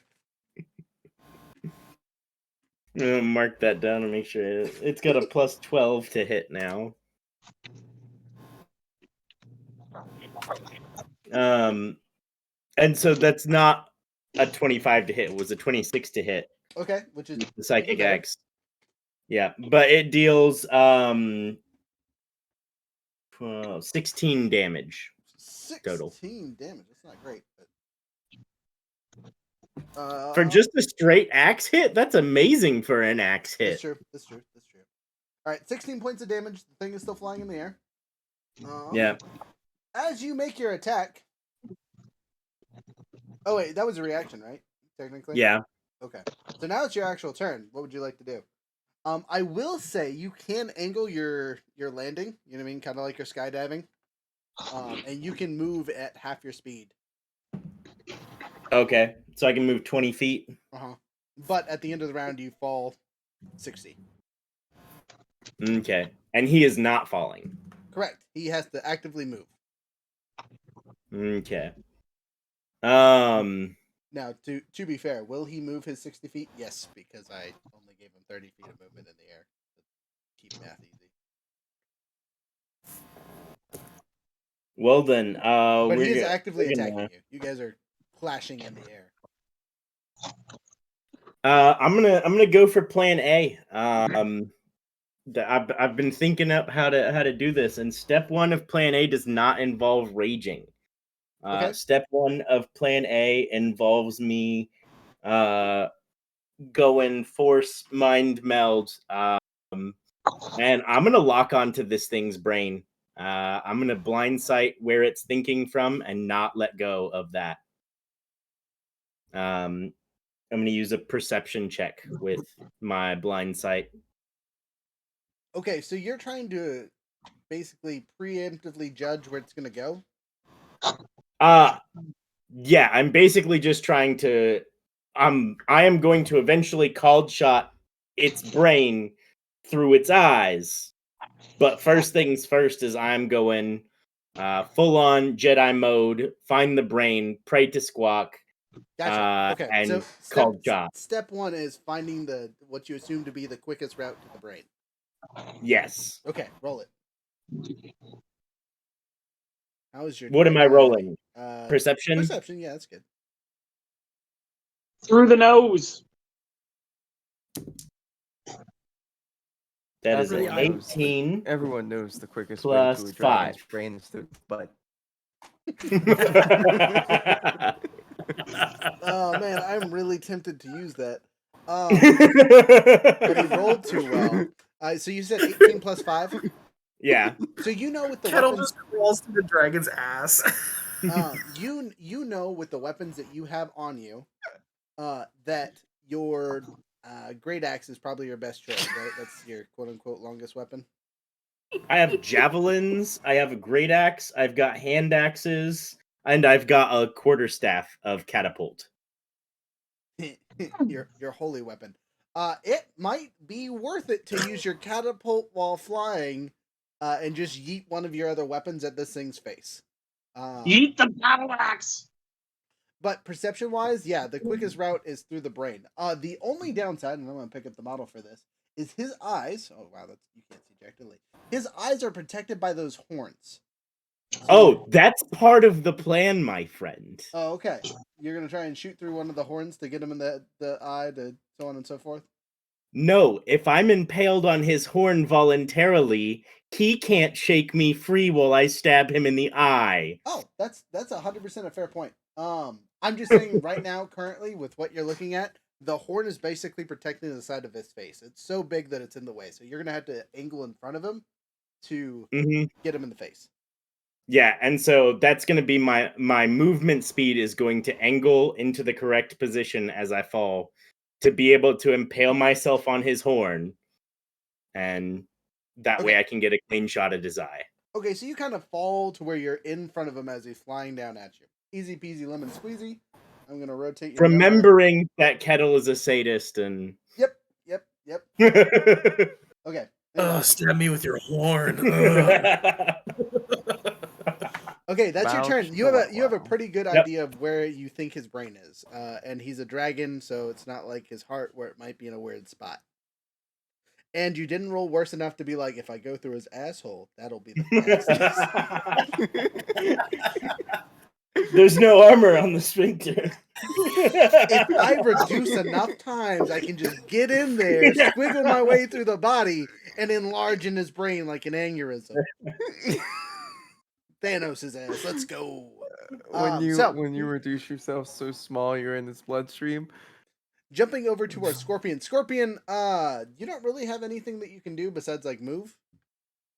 Where is he in relation to Thrud? Thrud is running off over here, off screen. Thrud, what's your speed? My speed is 30 and then running 30. 60. Yeah, it's 30, so 60 normal. Okay, for, so like, full sprint. Stinger is faster. Okay. He's gonna try to beat Thrud to the tree and like snip off branches and try to make it into a spear before Thrud gets there. Okay. Sure. With his speed, he'll arrive after his first turn, basically. Or during his second turn. So on the second turn of this thing, Stinger will get to do his action to chop branches and stuff, and I'll make you make a survival check kind of thing. Okay. You see that the Scorpion is running at the same tree you're running for, Thread, at high speeds. It is scuttling. You also happen to see faster, bastard. We gotta get there quicker. You see a small, very gold rabbit on its back hanging on for dear life.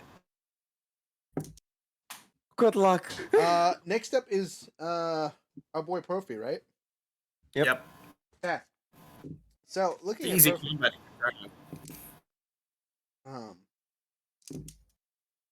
yeah, well, he's upset because I can't really do anything helpful right now. I have weapons to shoot at range, but it's Not that range. Not that far. Yeah, I gotta wait till like basically round 6 to do anything helpful. So I am going to move closer to combat. 1, 2, 3, 4, 5, 6. And I'm going to basically pull out the weapon I think I'm going to use, and I'm going to use a psionic die to increase this shot. So I'm going to take one of my D8s and attach it to my die. And I'm basically going to hyper-focus every round until we get close by burning a die every single time into this weapon to make a very powerful shot.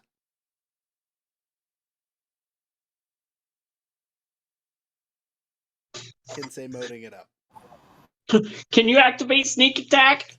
If there's an ally within 5 feet of this bastard, I'm definitely using steady aim as my bonus action, so I'm reducing my speed to 0 so I can get an advantage. So I don't even need a friend. The eyeball trick might work, regardless if Kettle is still alive. Speaking of, top of the order, it's time for the dragon. The dragon sees you straight in front of him. Yeah. And says, "You look like you need one of these." And he flies his speed down to catch up to you, basically, and then hits you, or does this first, and then does the next thing. So his first action is he's going to just sploot dragon putrid at you. So the acid hits you in the face. Roll at disadvantage for your dex save. Actually, let me make sure it's not a Constitution save for this acid breath. Nope, dexterity save. He has died. They have passed on. Ironic. Sorry, I disconnected there for a second. You're good. So dex save, please. A dex save. So the lowest of the two rolls is a 13. Oof. My dex is a 2, so that's a 15.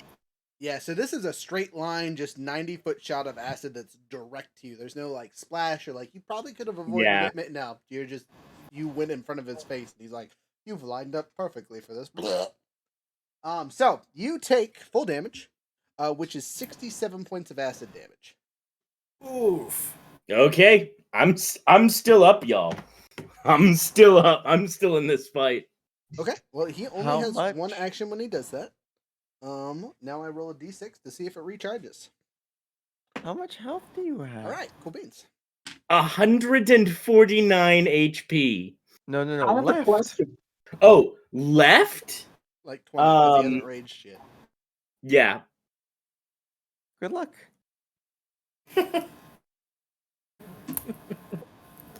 I have 20 HP left. Wow, I did that math real good. Got that quick math, baby. Quick, Matt. Quick math. Pew, pew. Hey, someone talking here. Ow. We got a new bot. Let's go. Wow. We love the bots. We love the bots. Tell us all about your thing that you want to talk about. Doghype.com. It's a thought bot. Let me know. It thought about I need to you. know. Tell me the thing about the bots. Anyway, where was I? Dragon did its thing. It moves to where it's at your level, but stays far enough away to where if it wants to make another breath attack, it can. So for you, what that means is you can move into its attack range on your turn, basically, because it's flown down to your level. But then you'll fall. I thought he was impaled on its face. Say what? I thought he was already impaled on its face. No, he wants No, to. no, yeah, that's his that's- plan. Next turn is impaling myself on its face. I don't think that might be a good idea. Rage Look, and look, pale. look, I think look, it could look. work. It's a idea. I'm not gonna say it's good or bad. He just pulls out a health potion and fucking quaffs it. Y'all are forgetting I'm a cleric. Oh yeah, You can you play- right. You can play. Mass heal. Okay. Second round. We already know what the scorpion and what our handy dandy goblinoid are doing. They're sprinting for the tree. Profi is charging his shot. So this is the second round. I can burn a secondary dice, which by the way haven't recharged from last time, so I only have 3 of them currently. So the shot is not as cool as it could be. So if Thrud and Stinger are running for the tree, then it's Kettle's turn. Kettle. Okay. We are going to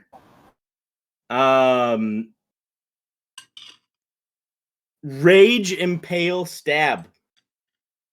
All right, so you rage. You're like, I'm hurt enough. This is some bull. R. Roll your rage Yep. stat thing. What's that?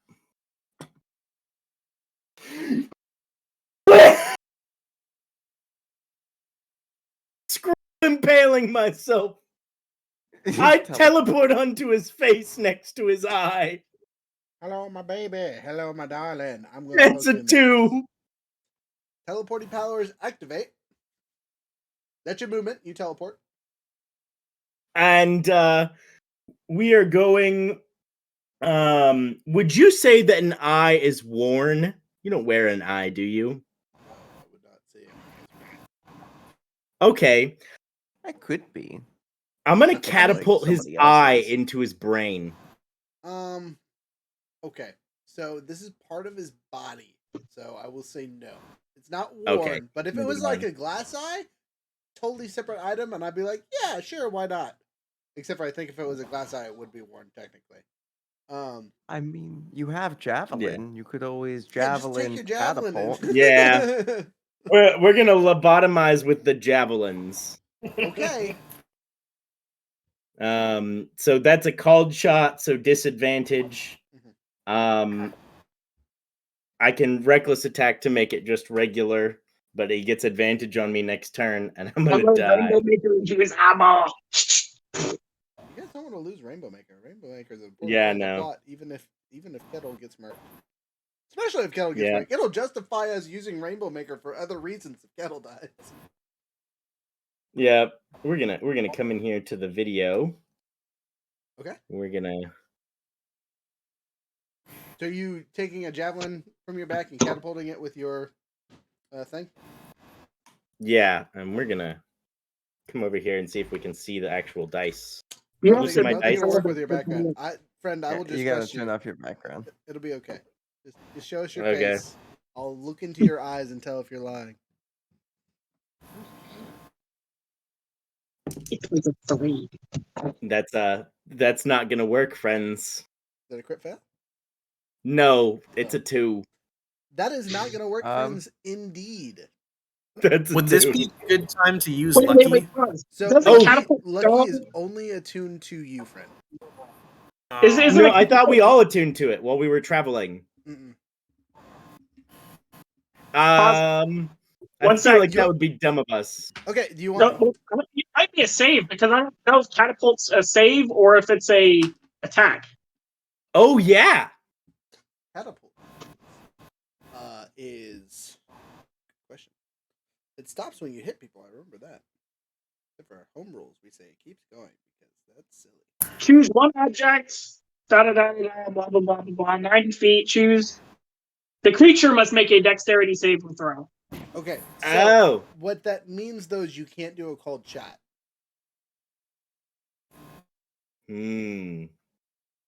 But you also don't know how much health this thing has, so damage is damage. Fuck them up, boy. Yeah. Damage And a is- blind dragon is better than a regular dragon.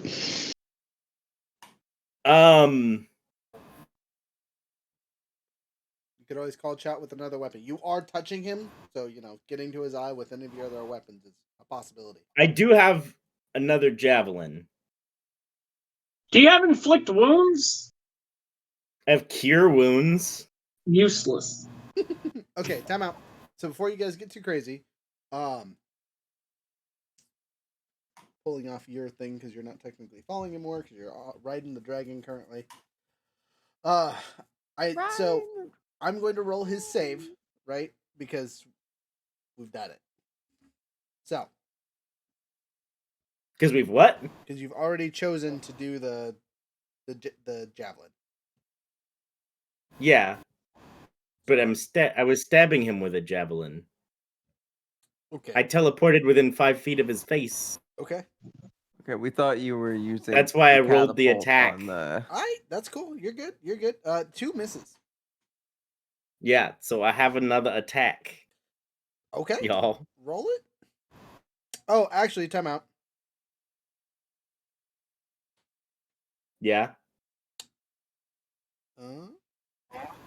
Sorry, there it is. Legendary actions. Here it is.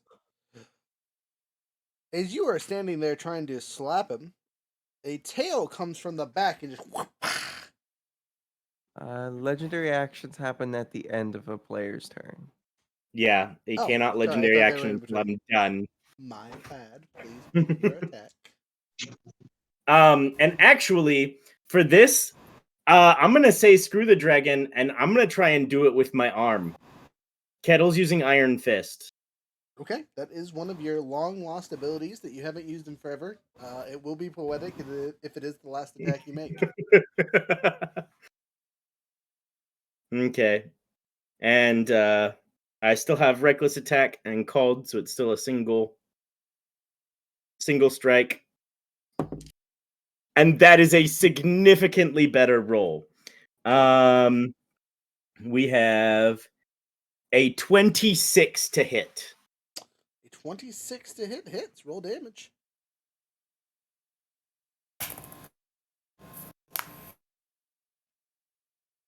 Okay. And then strength is 4, 8. 13 damage. You do 13 points of damage as you punch the dragon in the eye. It gains the blinded condition as you have basically just, socked it in the face.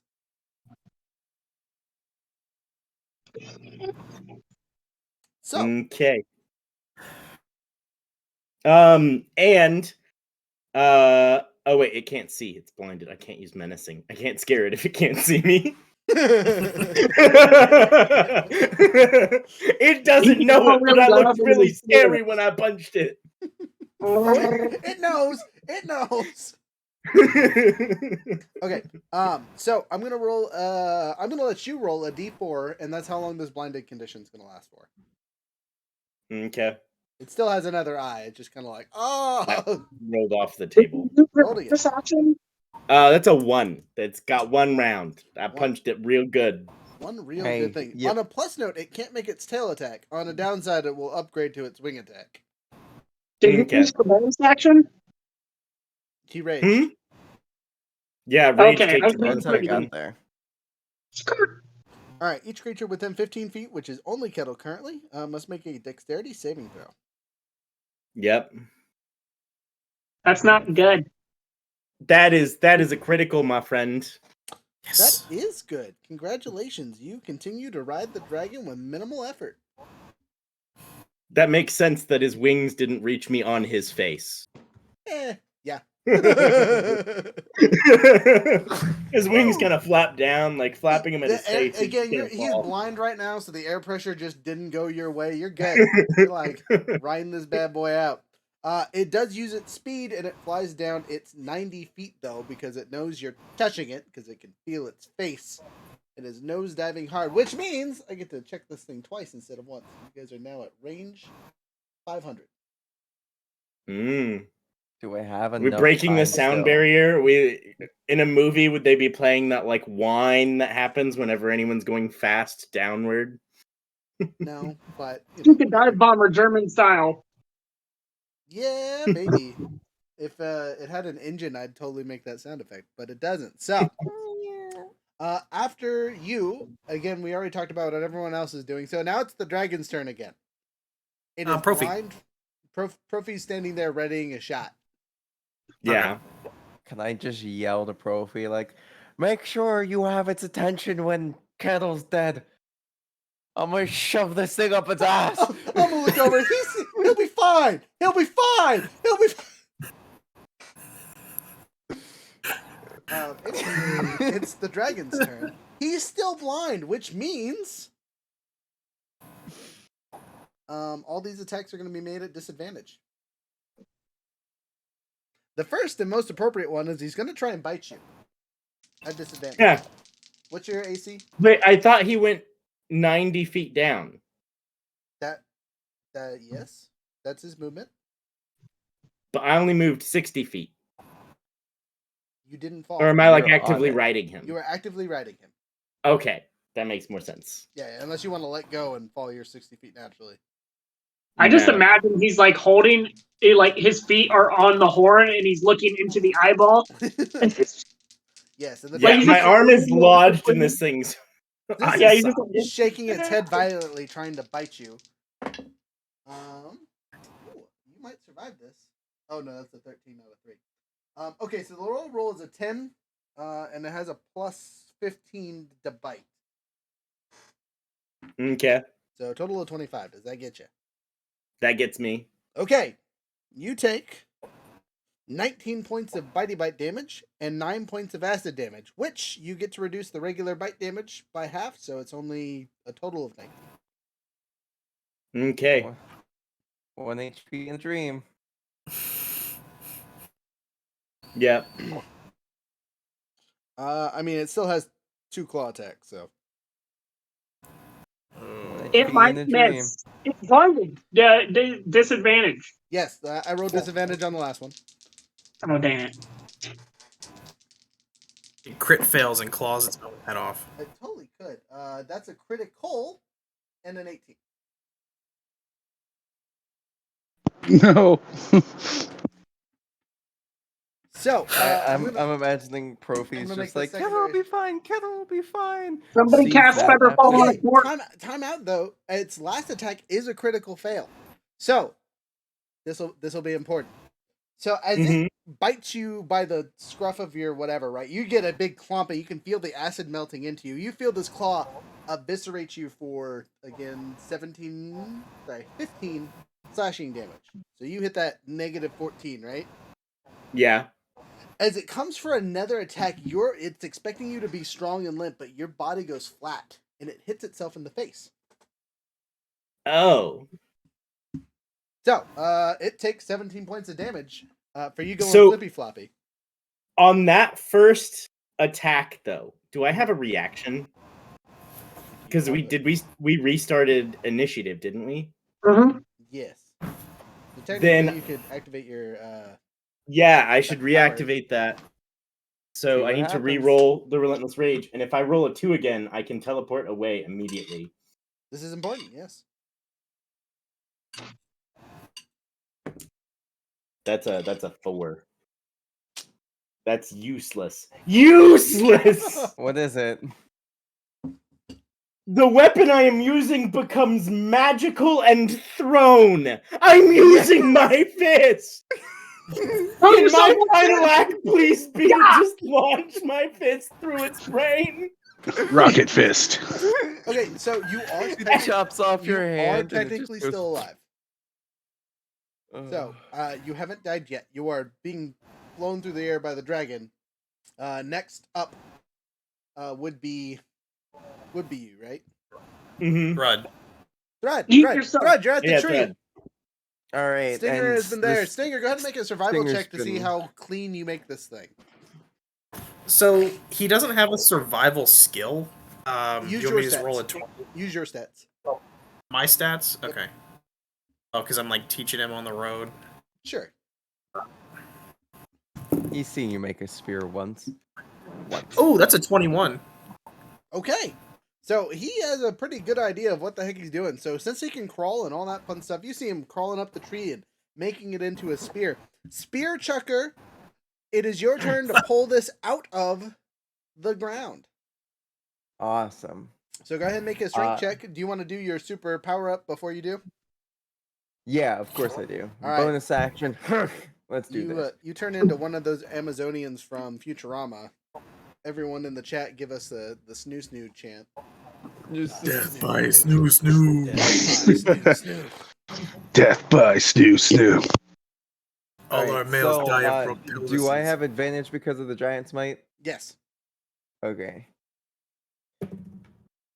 Read googly moogly. All right, that would be a 21 total. You rip this spear tree out of the ground, and since this is an appropriate sized weapon for you, you can launch it double your max distance, as you are double your size.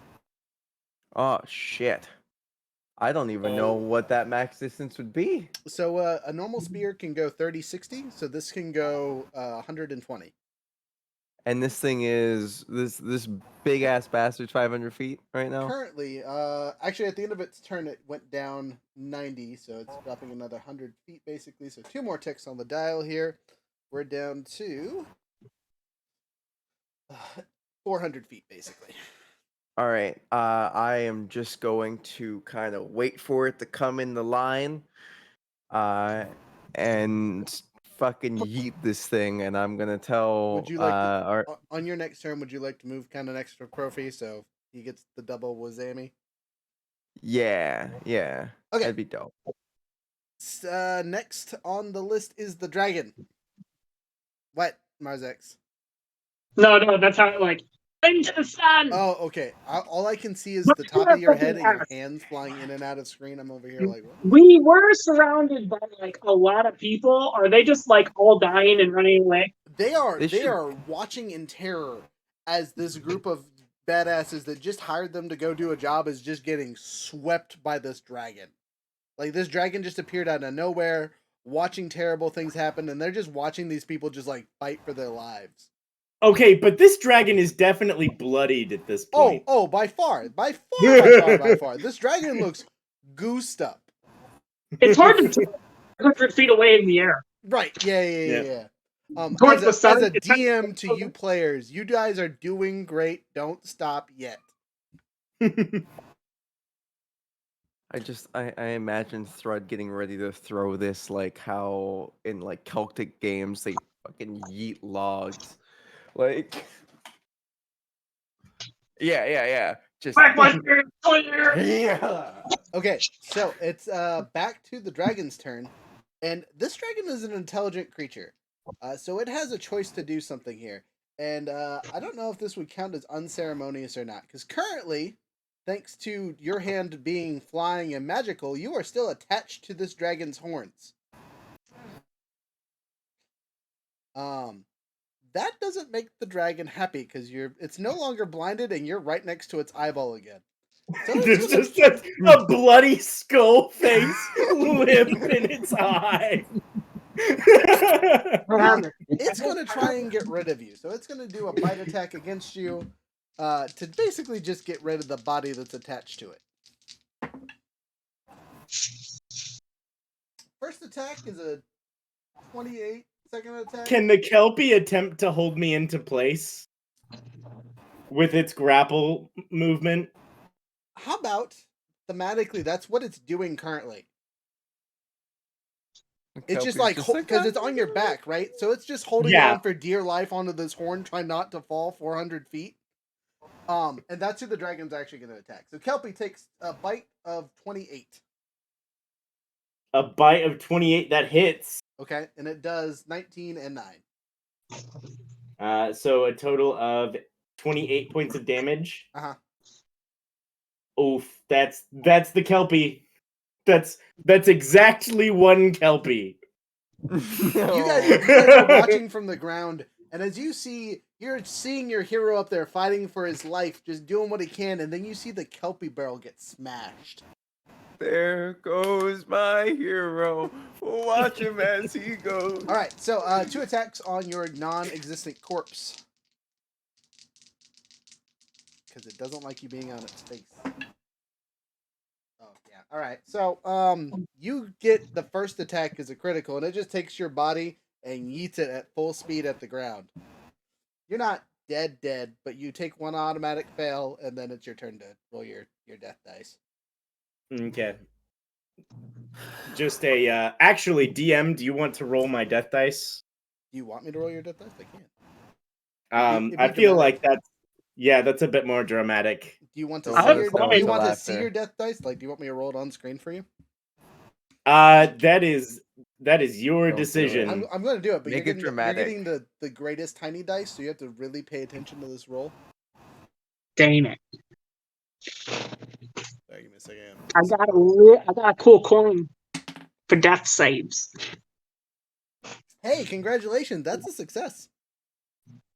Oh, yeah. You're still alive while falling through the ground. You are at like -70 though, so you're not quite soul rended, but pretty darn close. Yeah. Younger, do you really want to flip the death coin? No, that's what he looks like in his eye. That's all he sees. Yeah, no. I agree to that. That's good. All right, jumping on to the rest of us on the ground, you're going to move and get to about there with all your movement. Our handy-dandy scorpion friend is going to be right next to you. Actually, he's going to be right next to me, I assume. So, is Kettle on the ground, or is he still falling? He is still falling. He's just I have been yeeted.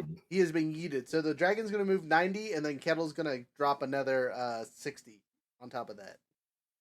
Okay, so Stingers, I think his new objective is going to try to get under Kettle to try and catch him.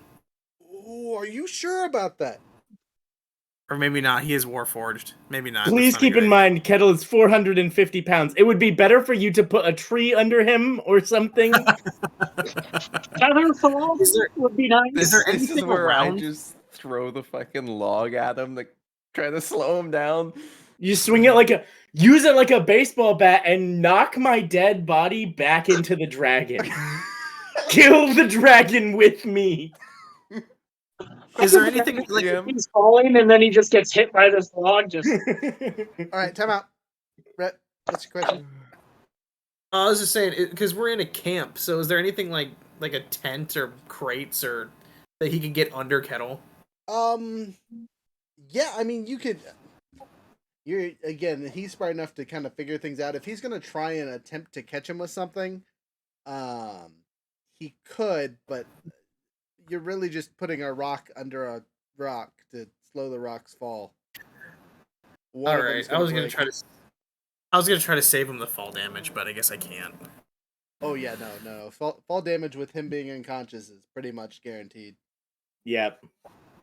All right, he'll pose up next to the other guys, I guess. Okay, you got the cool hero pose ready. Chomp, chomp, chompy, chomp. yell into the Him with his crowd. little sword and shield. So what you are doing mechanically is giving the dragon a third target. Is that bad? No, that's it's good. It's really good. Okay. I am giving the dragon a fourth target. Excuse me, I am not dead yet. You don't look tasty. Sure. Anyway, it's now the dragon's turn as it moves down another 2 clicks on the thing here. So we're at 6 away, which is So that's 300 feet. Still, all right. I still need a little bit more, right? Yeah, me and you I can need to- basically fire at the same time. At this point, my character is still holding his action and prepping the called shot, but I can't empower it anymore. So we're sitting at 3 extra D8 with my short bow. All right. Well, Which that's the unfortunately dragon. will also mean if I miss, I'm screwed. So I am also going to do another bonus action because it's gone back around my turn. I'm assuming, right? Yep. So that bonus action is going to be the stone rune. Actually, hold up. Ooh, actually, I'm gonna be using storm rune instead. Okay. As well, which gives me the ability, if something's within 60 feet, I can just let them re-roll again, and they have to Nice. take whatever that roll is. So Nice. I'm so happy I saved my true my true fucking rune, a true hit rune. It's the dragon's turn. The dragon is going to dash 180 feet. Fuck yes. Excuse me, sorry. You mean 160 feet? It goes 90. 90 and 90. Oh. So it's exactly 120 feet away, which means that his called shot should happen now, right? And which means my log toss should happen now. And which means he's below Kettle, who is falling slower than that. Yes. So, DM is nice. I will make a note. Because he is flying directly at one of the 3 of us. So 1, 2, 3, 4, 5, 6. Sorry. 1, 2, 3, 4, 5, 6. We'll make the scorpion the least threatening of the 3. Oh. Look, He's the least damaged. this is true, but he's also the closest to the ground. So, all right, he's going for Profi. So, technically angled over him. Fire your spear. I'll fire my bow, and we'll see if we finish him. I'm gonna hit. I'm gonna choose using my rune to just automatically hit. Oh, you're using Nat the death 20. rune, huh? Yep. Now, did I say that had to be a melee attack, or is it just anything? Just to clarify. You did not say it had to be a melee attack. All right, you're using it. Automatic critical.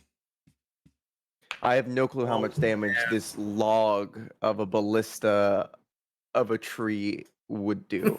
You know what? I'm going So- to just count it as a ballista with your improved strength and all the other fun stuff. So let me look up ballista stats really quick.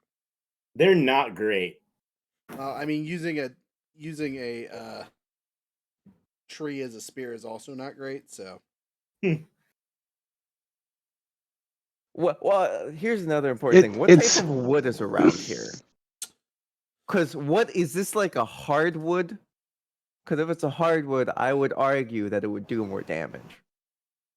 Visually, doubt it's amazing.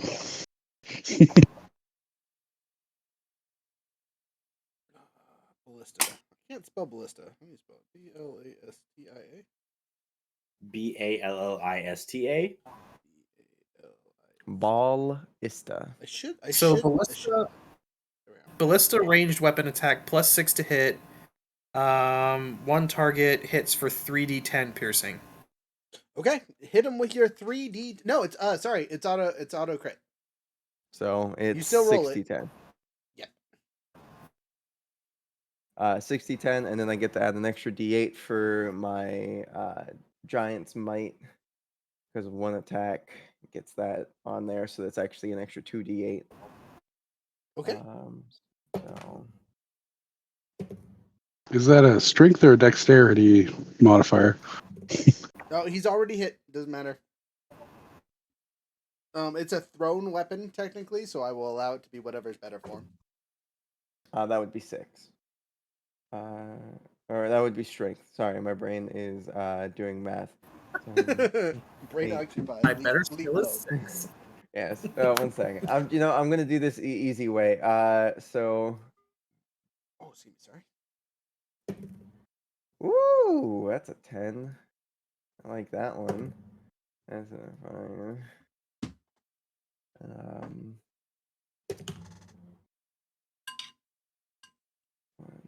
And then one more of the big ones.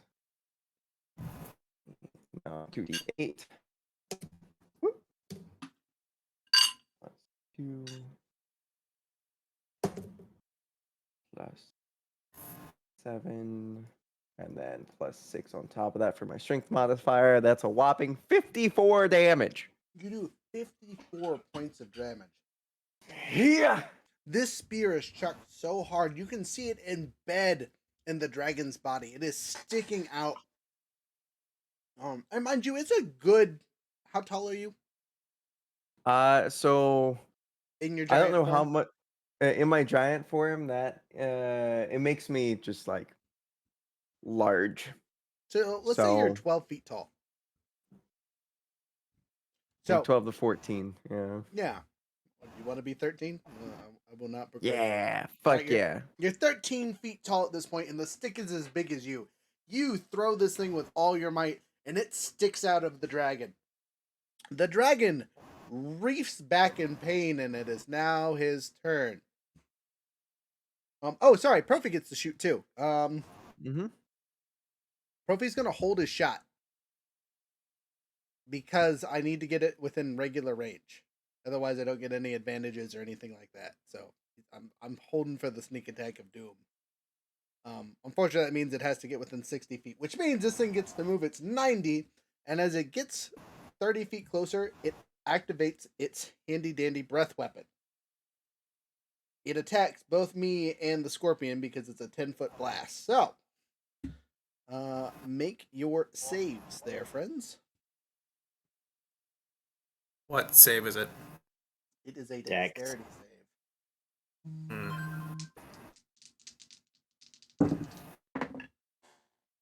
Ooh, 15?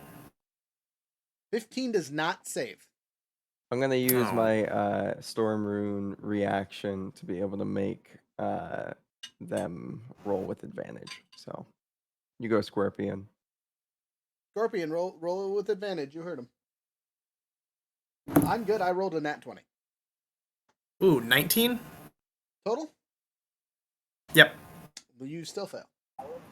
Damn, I Aw. tried, friend. Yeah. Thanks. You can do much better than that. Profi Oh. stands still, and by the grace of Squawk, no damage.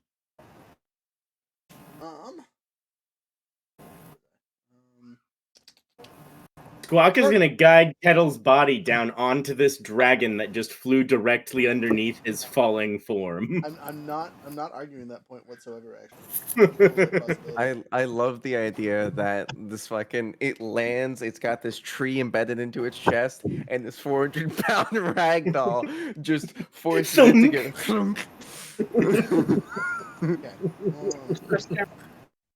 That it threw. doing math over here. That's not what I was looking at stats. That's what I was doing. Sorry. So, Acid Breath does 67 points of damage to our scorpion friend. Oof. It's acid though, so I don't know if you're resistant to acid or not. He's resistant to fire. No, I don't think acid. No. All right, 67 points. All right. Is he one dead little boy? No, he's still alive. Good. Woo! Let's go! Thank goodness. I thought I just killed the scorpion and I was a little upset. They normally have 52, but you let him level up with me, so. Yes. That fucking sucks though. Alright, that's his one action. As he gets within 60, Profi lets a shot off. I have advantage. So pray for me. I also have lucky, but I only have one lucky left for the day. So That was his turn, right? yes. The dragon's turn. Yep. So that would technically mean it would go back to it. So Profi would go, then it would go back to me, right? Yeah. Okay, cool. Yeah, because the log thing was I held It was back. called yeah. So it burns your reaction for the round or whatever, but whatever. So then it would. Yes, technically. The scorpion didn't actually get help, so we're good. Yeah. It's your turn technically. That's Sorry. fine. It's not your But turn it is technically Profi. because the dragon just got within range. So I have to use a luck point because I rolled a 7 and a 1. So here's hoping for better than that. Wow. Hey! All right. I got 2 criticals, 1 fail and 1 success. Take it, advantage, baby. That's that. That dragon's gonna have a bad day. So, regular bow damage isn't that great. It is.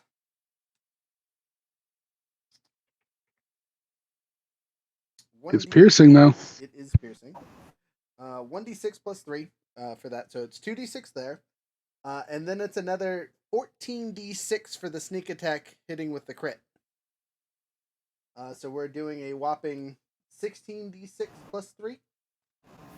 Wow. I feel like I just fired a Rainbow Maker up. Oh, and the 3d8 from my psionic boost.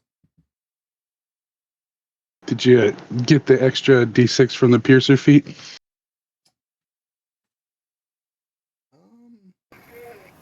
Yeah, I need that too. Never mind. So, actually, is it? Oh, that's the gift. Okay, yes. 17 so 17d6 and 3d8. Good So I'm gonna roll the d8s again. So I just want to visually go through this with you. So not only did I just not get murdered by the acid with a critical save, I also critically shot this arrow in his face. Yeah, Funeral is not looking very good right now. Probably very. Because you just murdered. The reason that you succeeded was because your arrow shot through the acid blast and created a hole that was human-sized. And you shot right into his I like head. that description. That sounds great. When they animate this I like show that. later, that's what it's gonna look like. So I rolled a 6 and an 8. So 20 points of damage from the d8s. Now I gotta roll all my d6s like 6 times. All right. Sally. I got 12 of them right here. 13. 14. I have 14 that I can roll currently. Oh, no. 15 that I can roll currently. I don't have any extra ones. Oh, wait. I got more in here. I can roll all this in one shot, boys. Let's go. Okay. Unfortunately, most of them are dots, so I'm going to have to do a lot of math. Here. All right. Of my 17 dice that I just rolled, I only rolled 2 or 3 1. So, you know, that's a good sign. Dots are easier than the numbers. You just count all the dots. You don't have to do math with the dots. I don't know how much more health this thing fucking has, man. He took 54 damage from me. Like a shit ton from Kettle. So I'm gonna preference this. Is he started out with the max possible hit points because Instead of the standard ancient dragon hit points. correct, but it was deducted down by 81% God damn. because of our percentile roll. So, be thankful Great for your last friend. roll, Barry. Yeah, right. Great Okay. last roll. If it was 100 though, that would have been amazing. This would have been the time to odd zero it up. Or 69 because lol, but you know, whatever.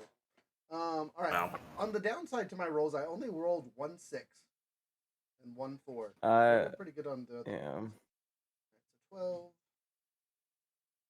20, 30, 50, 53, 73, 73 points plus 3, 76 points of damage. Hey, you remember your Rainbow Maker shot? Yeah. I did the same. Exact. Yeah, almost the same as a critical from Rainbow Maker plus 10. It has to be dead. So 76 points of damage. This arrow flies true and hard directly at this sound gun. And just pierces through his body. You can see what's left of the psionic energy basically ripped off its right leg. It's still flying at full speed. Is it flying or is it now falling? And just because it's got aerodynamic wings, it looks like it's flying. We don't know. So, it is technically your turn, Thread.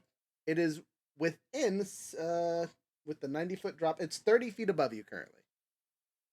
So, Welp. we're changing over to a D6. And, it's at max D6 currently. I guess it's now time to start throwing my longsword with the returning rune on it. You eat your returning sword at full power. You say it's all or nothing, or whatever you say. It's your character. Tell me what you say. Well, fuck it. Might as well try. Just fucking starts throwing. It's these essentially a extra swords. toothpick in your hands at this point. Yeah, exactly. Probably be better at throwing Stinger. Throw. All right. Oh, and Dwarvis, this is the perfect time for throw me. Don't tell the elf. Oh, I just grab the scorpion and yeet him up into the air. Would you like to do that? I will 100% allow that. I look down at the scorpion and I say, "You want to fly?" I'll roll a d12 for that to see if he actually feels something about that. That's fair. As soon as I find my d12. As they say in the mental hospitals. Valid. Do I not have a d12? Oh, there it is. He feels 4. Is that He's good or not bad? really for it, but that might not stop his friend from doing so. I look at him. He doesn't look like he's down for it. Yeah, I just yeet the sword. All right, you yeet your sword instead. Make your roll. That is going to be. I gotta remember my. So I have the proficiency plus the strength. That'd be a dirty 21.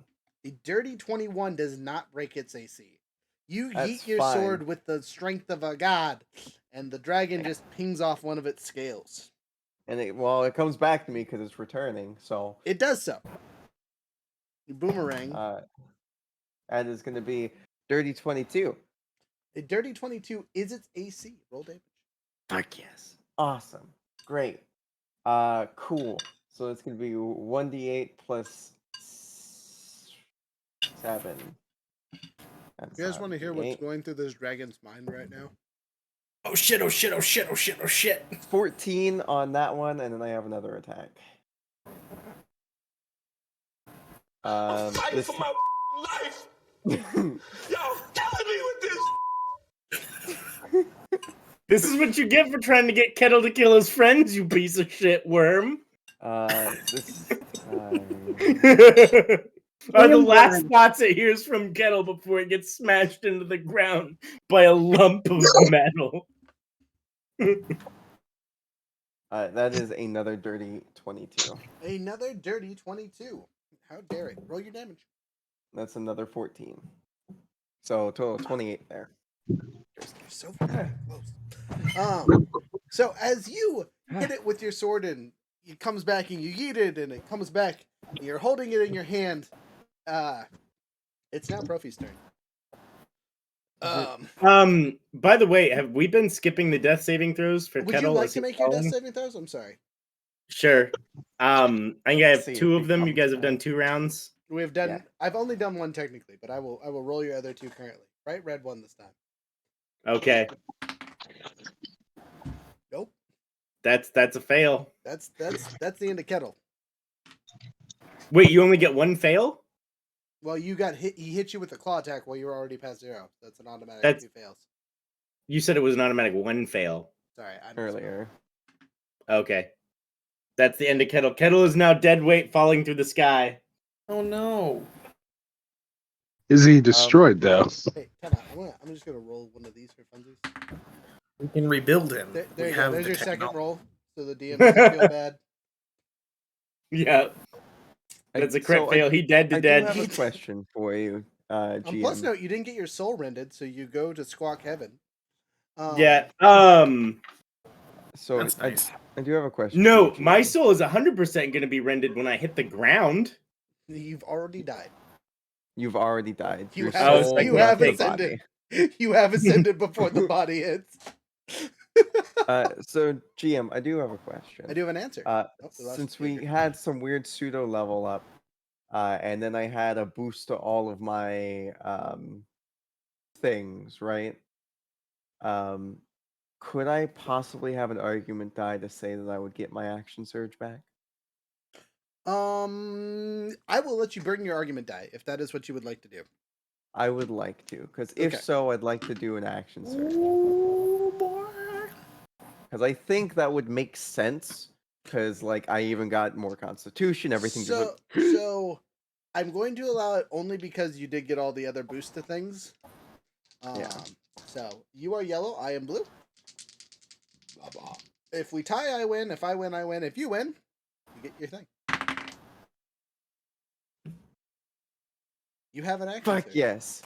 Awesome. I'm gonna action surge and I'm gonna fucking throw this sword another 3 times.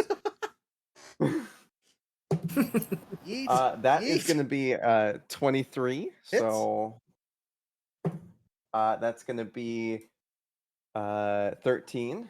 Okay. That is gonna be dirty 20, so that's not gonna hit. And that is a nat 20. All right. You critical on your last hit. 6 and then 7, 14. So 13 and 14. Oh, I forgot to do the extra D8 from Giant Smite during the first set of throws. So You can add technically it I'd in. and that's another 6. And because it was on the crit, right? Yes. Or do you want me to add? Okay, No, no, cool. do So it. that would mean that's another 7. So it's So much. 14 plus 7, 21 plus 13. More. It's more damage. Brain. 34 points of damage. Sorry. You're good. So you hit this thing like a freight train again, and it is still coming at you guys at full speed. Top of the order. Tried. Dragon then. Profi's last. I get a turn. Again, the only thing I've done Yep. so far is fire the super arrow. I can load up another arrow. Ha Oh boy! Here I go killing again. I'm gonna kill it in its ass. Just shoves the tree up its ass. So I'm gonna use my bonus action to take the steady aim. And make a shot. Unfortunately, I've already burned the thing on this round. I had to burn this round's reaction to use the called shot, basically. Not called shot, ready shot. So just a Don't you regular get your PP. reaction back at the end of your turn? It wasn't the end of my turn. That was still in this round because it started the round of Gotcha. combat. Well, 14 plus. Well, about 8. 22. I got him in the AC, boys. Why them in the ace? Did you get to use any sneak attack damage? Not this time. It's literally just a D6 plus 3. I'm out of tricks. Profi has tried everything. So a whopping 5 more points of damage. Is it dead? Pew. Boys, I don't know how to tell you this. You killed it when I hit it with the super arrow. It's just falling very fast. Oh, okay. All 3 of us need to make a death saving throw as its body crumples to the top of us. Make a dex save. That is dexterity saving throw? Yep. Fuck yeah, let's do this. I instead Ooh, used the dash action to run away. I'm gonna use Indomitable. Smart. Good. Nice. That is a 22. 22. Okay. All right. The first one was a nat 1. So That is a great change of events there then. Would you say that Lucky? What's that? Oh, go ahead. I'm listening. Would you say that Lucky is attuned to Stinger? Yes. Okay, I'm gonna use his feat to reduce Stinger's roll. Do it. 19. All right, cool. Now, how much, sorry? 19. Okay. I have unfortunate news.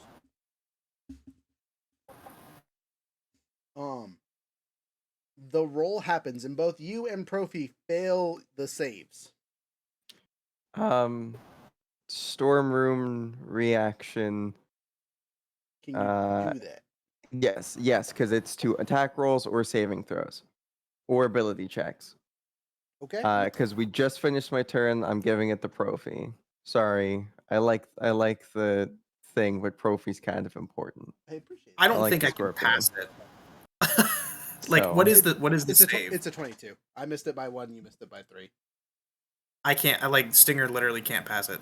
Yeah, I mean, if you critted. I guess if we crit, yeah. Lucky is on Stinger. Well, Lucky needs to make a save too, though. Use the help action. The help action. Yeah. Give him a +2. That rune saved my life because I rolled a 19 and have my +8. So I out the way. I really Lucky like the rolled. idea that it was like Thread fucking jumps out the way, sees Profi, fucking yanks him by his shirt. Like, So, Scorpion and Lucky, what'd you roll for Lucky? 8. 8. Re-roll for Lucky one more time.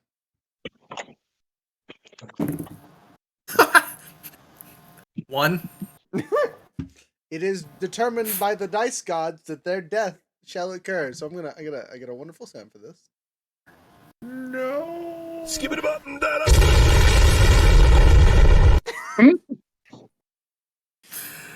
Why? a mere 2 The seconds luck later. rabbit died on a 1. The irony. He couldn't save himself. And then 2 Marzex seconds teleports later- back to our realm. Everyone is dead, and he forgets Rhett in the shadow. No, I didn't come back for at least 8 hours. So, I will 2 be right back. seconds I later. gotta take 2 seconds. Kettle just fucking creates a crater inside what just made a crater. He's already dead. by the way, that was thinking I was the entire time you're throwing swords at this freaking dragon. So the damage, BT dubs. I'm gonna pull you off the board and switch things around because we're out of combat at this point. Can Kettle hit the dragon? Oh no! I'm getting there. Let me get here. But at this point, it's all narrative cutscene silliness.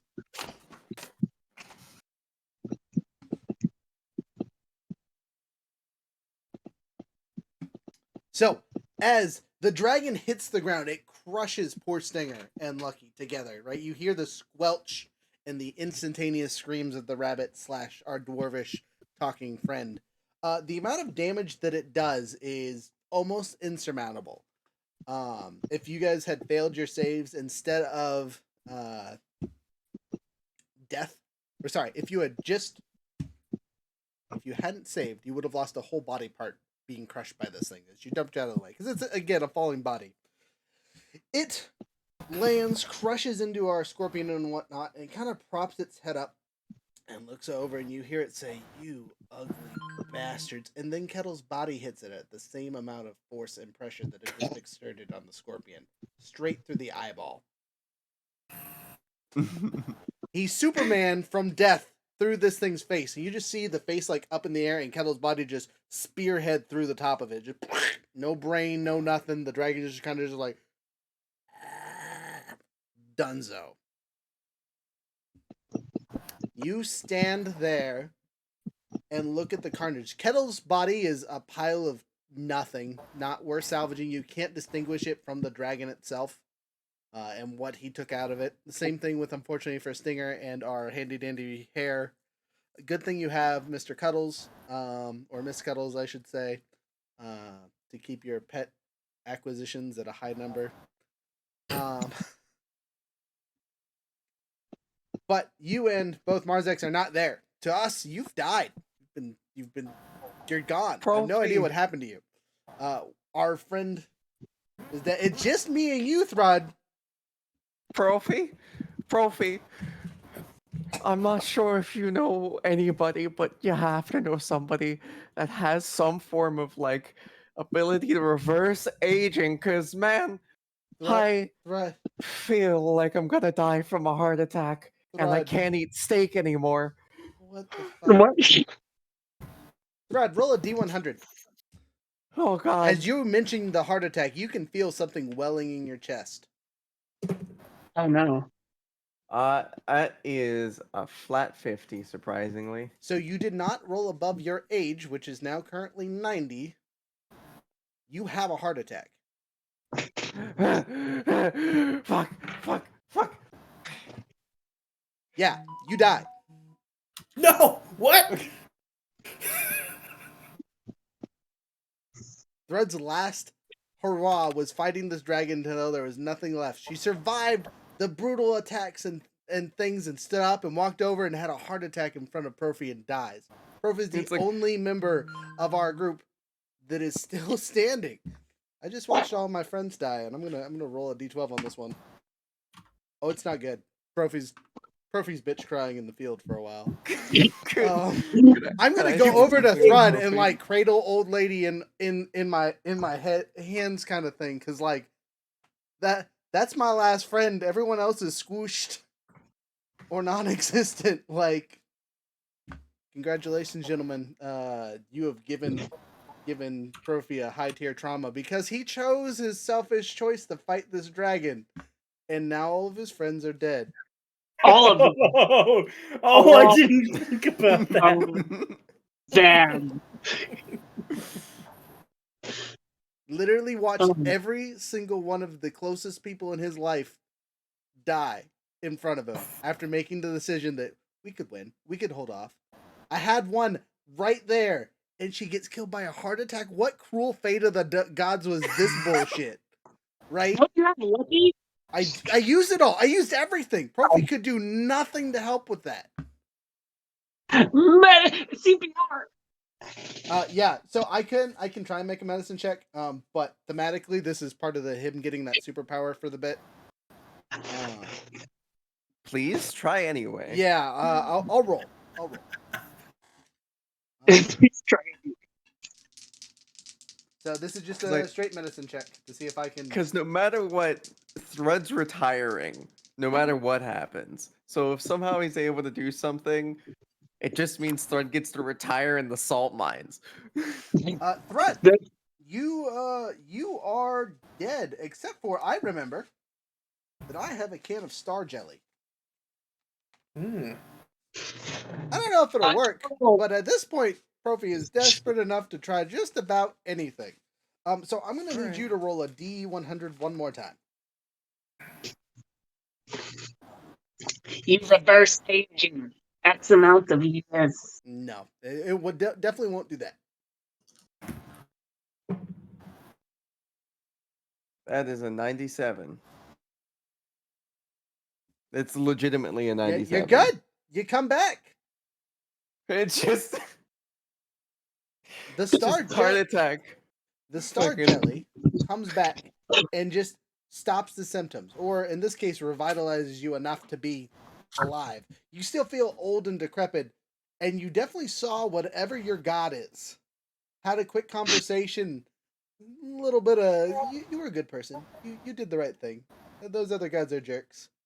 But I'm gonna send you back because your friends care. So you wake up with a sobbing Profi just dumping basically jelly all over your face, just like, come on now, live. Hey there, fucker, I'm alive. Holy shit.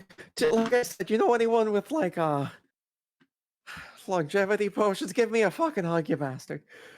You are already being held. Again, Profi is ugly crying your previously corpsey body. I do lose my handy dandy vial of star jelly. So that's gone. Did anybody have any left besides you? No, that was the last bit. To my knowledge. So was there like a waiting room somewhere, and Barry's just like standing in line, and then Kettle pops up, and he's like, "Hey!" and then Thread pops up, and then just disappears. Drop He the afterlife blessing because we're like, hey, why? So, if we're You're gonna, all sitting if we're gonna around have the a table. quick heaven scene for the dead members of our party, yes, your souls were both intercepted by the by Squawk. So you making a contract with the Trickster God should have sent you straight to his realm, right? Should have, but through divine intervention, Squawk has saved your soul, more or less. You are now basically serving in his version of Valhalla, where all the scouts run and play. And there are many cutscenes of fade to black. Kettle, you have a personal conversation with your would-be god. Okay. So you were sitting at a very familiar cliff. The last thing you remember is flying in the air with a dragon and hitting it for everything that you had and it just getting you, right? You felt the pain, you felt the searing acid burn through your body, you felt the claws as you kind of like had a momentary thought of everything that your life was, and you remember your past life. It all comes back to you in your last moments. You remember who you were. And you were a mayor. You were the town's mayor for quite some time, right? And you went out to go fight a troll. The troll happened to be a whole bunch of bandits that just murdered you, right? You were found by Hexus and drugged back and reconstructed into this monstrosity to protect the city and so on and so forth. And that was the birth of Kettle. Well, the birth of Kettle is when Kettle picked his name, but you know what I mean. Yeah. That was the birth of fodder. Yes. So you now have all the memories of your family who are still technically alive, and who knew that you were fodder. Oh, they knew? Oh yeah, they knew. They knew exactly who you were. It's hard it's hard to not recognize your father's face attached to a would-be metal robot, or hear his voice on the regular. That needs to be a D12. Here we go.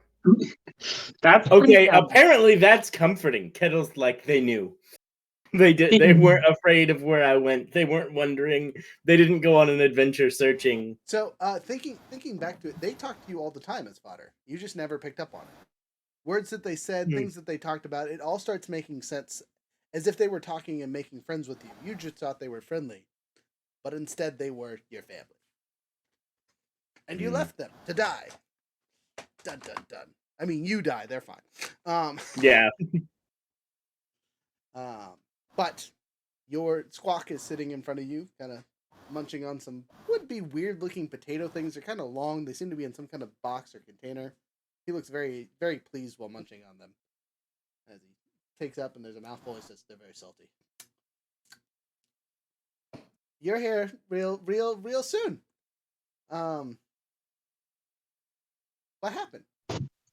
Where'd you go wrong? And I tried to fight an ancient dragon before my friends could. I saw that. It was wonderful. You did a great job.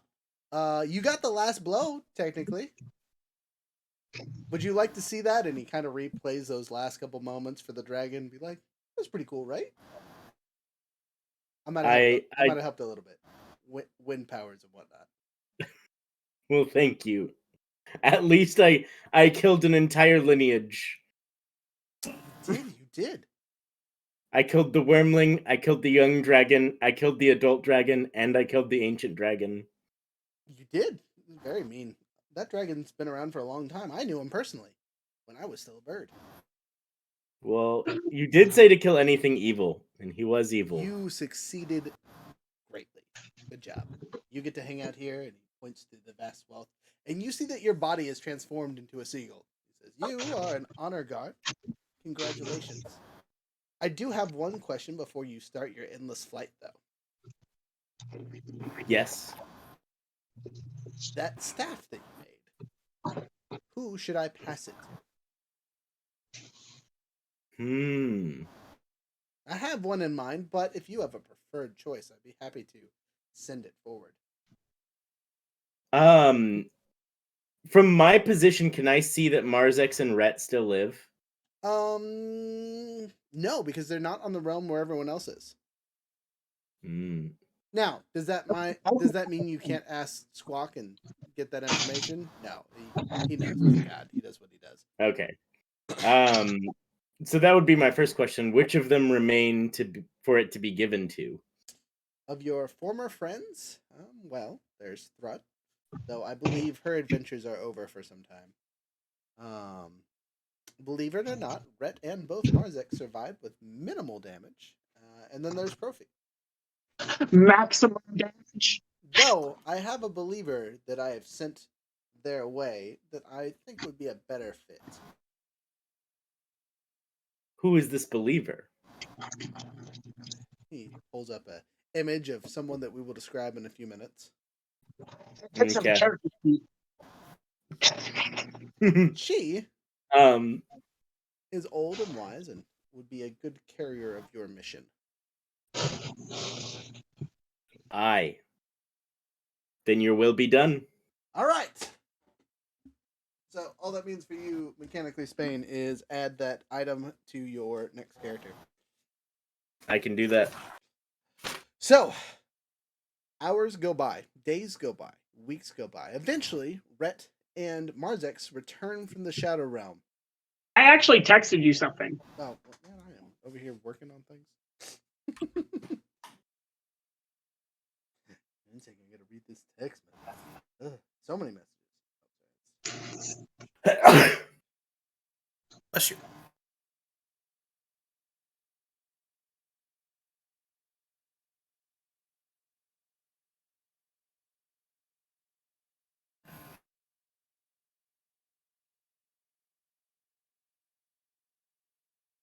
Okay, so bringing that up, what do you mean? Sorry.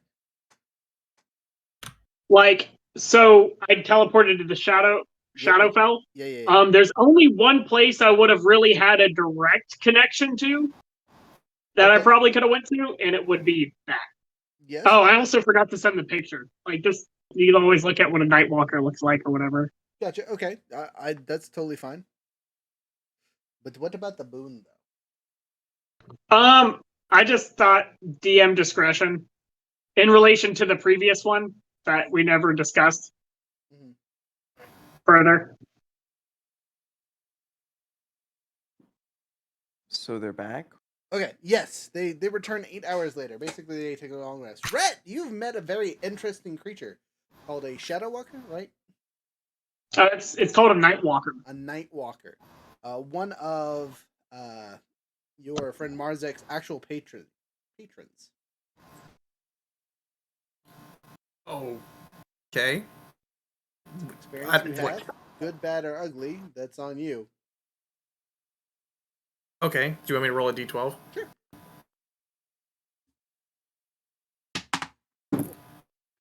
1. Wow. Coincidentally, I also rolled a 1. It is not happy, Marzex, that you brought a friend to its home without permission. And it scares the ever-living shit out of you. So you just don't look at it for basically after you meet it, and you stay away. It's etched in the back of your mind, and when you have nightmares, that's what they're of. So you guys come back 8 hours later. Hey, Marzex. Yeah. Could I possibly get that potion of longevity you picked up a while ago? I'm a bit old, and I would appreciate to be able to actually do some training to some of our new people that are going to be at the salt mines. Possibly get some more runic knights out there to help us in the upcoming war. Man, goblins really don't age well. It's only been like a week. No. Sorry. When I got my boon from the trickster guy, it also forced me to age like 65 years. What did you say? I got a boon from the trickster guy. So he got it from funeral? Yes. Oh, man, I gotta roll a d12 now. I'm telling you, if it's like a 2 or a 1, I'm sorry. You're lucky it was like a 10, so I'm on more graciousness. It's like, listen, I barely understand what the fuck that was about, but it gave us the edge to be able to get the W. So could I just please get that potion? If there's a potion in there, I give it to him. Cool. Congratulations, you drink your longevity. Go ahead and roll a D. I think the longevity potions are. Let me quickly search it up because there's actually a.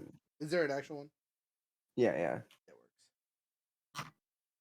Are we so like we I'm just pretty come sure back? it's a D6 plus 6 years that is taken off. Oh wow, that's a lot.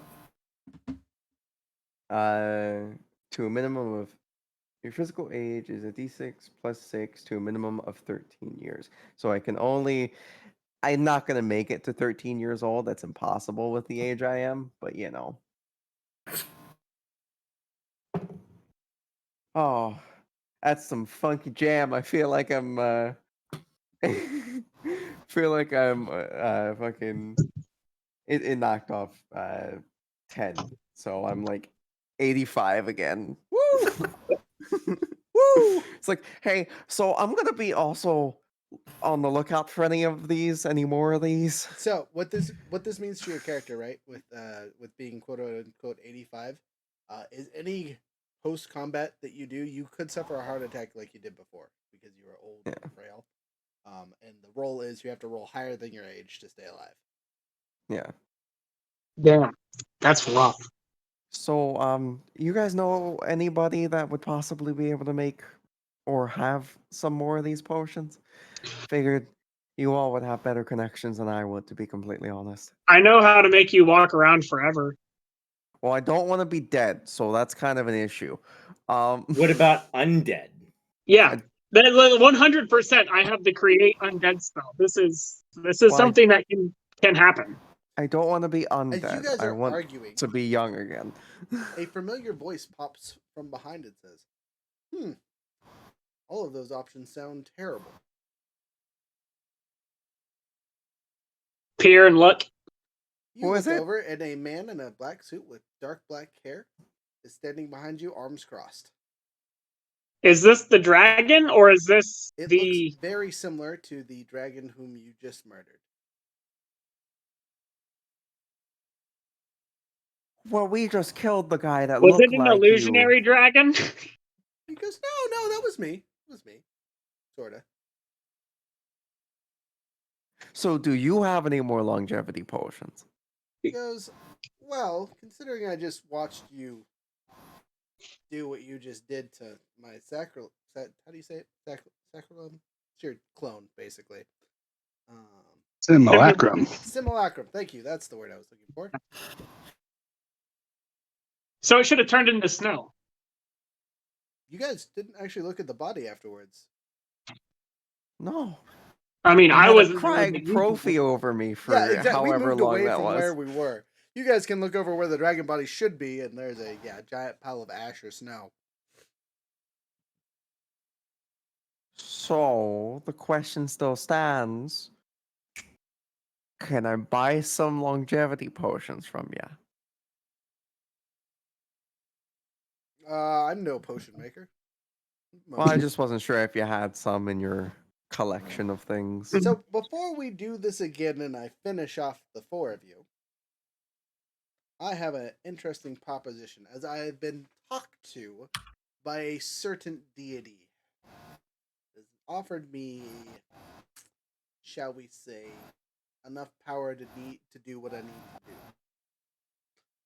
Give me a legendary item, which is supposedly in your possession, and your great turtle egg that you picked up. My turtle? Yes. Give them both to Technically, it's me. been 8 hours then, right? Say what? It's been 8 hours. Yes. We've all taken a long One rest. second. Someone's knocking on my door. We can't take him. What's up? Look, Marzex, we can't fucking take him. All right. I don't think I have it. For us, Grandma. You know what? Listen, all right. Now that I've aged 60 plus years, I think I can say I've got wisdom too. All right. You're just old. You ain't got no wisdom. Oh, ain't that some bullshit? You know that to be true. You took a speed run at it. Yeah, you're right. But the statement is still the same. You just don't want to have a heart attack when in its frightful presence. Listen, I would have already had. I've already survived one heart attack. I don't want to do another one. Hear me I out. turn and look to my living companions to see their perspectives while the DM is away. So, Rhett has just seen the bodies because we haven't seen that everyone died. And he There's is technically one body, right? And the scorpion. what? Wait, the scorpion lived, didn't it? No, Scorpion's dead. Scorpion's Yeah, dead. yeah, So is the the rabbit. scorpion and Spain's Kettle. character. Yeah. Yeah. Scorpion, Spain's character, Barry, my rabbit, Oh yeah, Barry died. Sad face. The Kelpie died. Kelpie. There is one character who has survived this. That we are all forgetting. Okay. The dragon. That is someone who I forgot until I was adding my character sheet items to the chat. I had a slithering slime pet this whole time. I'm gonna say that one died on impact. Okay. It's a slime. I just had a slime that I've been carrying around. I don't know where it came from. It's probably like You guys rolling had that around in for your so soul. long. It was literally in a jar. Was it? Yeah, it was a dangerous creature that you were just holding on to for a bad day. It would have caused major havoc, but I'm gonna say the fall killed it.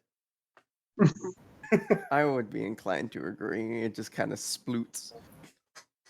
So, as you guys are sitting there and the dragon is discussing the things it wants from you, it needs the magic item, the legendary item, the thing that stabbed the dragon originally and made the big bright light in the sky, and the egg.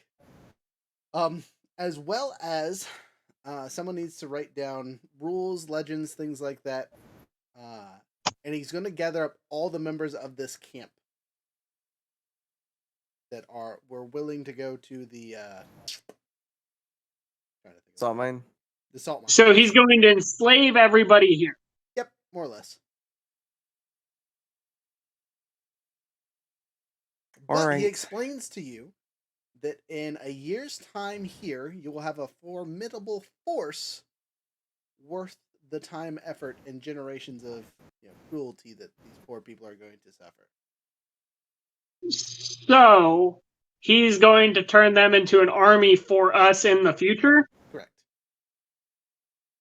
Worth it. Me as a person I really don't hates think you that's as a worth it. person. Wait, why do you Listen, hate me I as a don't- person? Because you said that Funeral made a deal with the dragon No, he in said order to help us. That's why I hate you as a person, not me as a character. I didn't say none of that. I said a god has made him a deal. I was just assuming it was the evil one. Mm. So, Not the one that we literally are serving, who's sending us an acolyte. Like, Guys, Rhett, I don't like this. I don't like condemning people to slavery coming from a, goblinoid race. Brett is like, he's so emotionally distraught. He's like, just take it and go. Just go. I would like to attempt a persuasion roll to accept all of the deal besides the slavery. Okay, totally an option. I'm not going to use my spells because he has resistances and all sorts of bullshit. I would so say just roll, and this is more of a DC than a counter roll. Okay. Well, luckily, I'm really good at persuasion. Can I help them with this? Because, I Yes, really don't. You can like 100% this. use the help action to give him advantage if your charisma is higher, or a +2 if it's lower. What's charisma or his persuasion? Persuasion is charisma. So Not my necessarily. persuasion is a +8. Okay, so mine's a +9. Okay, so you would be giving him a +2 if you use the help action. Yeah. Okay, you now have a +11 to your roll. Can I do counter? Are you hurting your Ace. friends? What are you countering here, friend? How much? I have a 17 plus 11, so 28. 28. A good roll. He goes, all right, fine. I'll let you keep your humans here. You will lack men, but I will at least establish everything else that is needed. Oh, right. and he goes over to the body and picks up the crystalline figure of his daughter. I'm also taking this. Okay. So he has Rainbow Maker, his daughter's statue, and the egg. And he takes Rainbow Maker and he does some kind of hand signal around it. Starts floating and a small gate opens up. It's about the size of a person. And he takes the egg and steps through. And the portal kind of dissipates. And Rainbow Maker loses all of its light. It is now just a regular looking blade on the ground. it's a cool looking blade. It does look now. cool, but yeah. It's just a regular blade on the ground. So guys, if you guys don't mind, I'm going to go with these guys to the salt mines and start training them with the Finnish Legion. I'm sorry, until we're able to get enough longevity potions or whatever it is to reverse whatever the fuck's gone with me, I don't think it's worthy of me to be able to keep fighting with you. You just hit puberty. I am wrinkled. Sure, I may have gotten more gorgeous in age. I want you to know that I actually went up. What is it? 3. It just on my means that you're more charisma. Out of character, DM, this would be a great time for Squawk's Acolyte to walk up and just be like, what are you saying about wrinkles? No. That'll happen in a little bit. We got some cuts. Okay. Before then. But for real though, I do think that I should go with them to try to train some more rune knights at least. You saw how useful I was, right, Profi? He looks at you and is just like, you're the most beautiful person I've ever seen in my life when you have a sword in your hand. So yeah, do your thing. All right, just could you do me a favor, and if you find any more longevity potions on the way, just bring that shit back, because I want to help in the final fight, but I know there's no way I'm going to be able to do it without a So little bit of help. Profi says, if I find any, I will send it your way. But those are nearly impossible to find. I don't know how we found this one. If you guys remember, that was like one of our loot items from something. I don't remember what it was from. Yep. It was, I believe it was from that cave where we got the weird blood sword from. Probably. That would make sense. That would be a good place to find it. But basically, the potion itself is a super rare / almost legendary item. So the amount of time it takes to brew one is about 100 years. Oof. Yep. The statement is still the same. If you find any more, please. Or hell, if you find someone that can take my soul and put it into another body, that would work. Everyone looks at the warlock. I can literally put your soul in your same body. It'll just be a little different. Blood. You'll never get all right. tired. I don't want that. I do You'll want to never get eventually tired. die. You'll never But need to sleep. You never need wa- to eat. I want to die on my own terms. You won't be. You'll be living again a new semblance of life. I'm okay, thank you, friend. So, just please and thank you. What is everyone's passive perception besides younger? 18. Besides me, Yes, rude. I have a whopping 10. So, Brett. 15.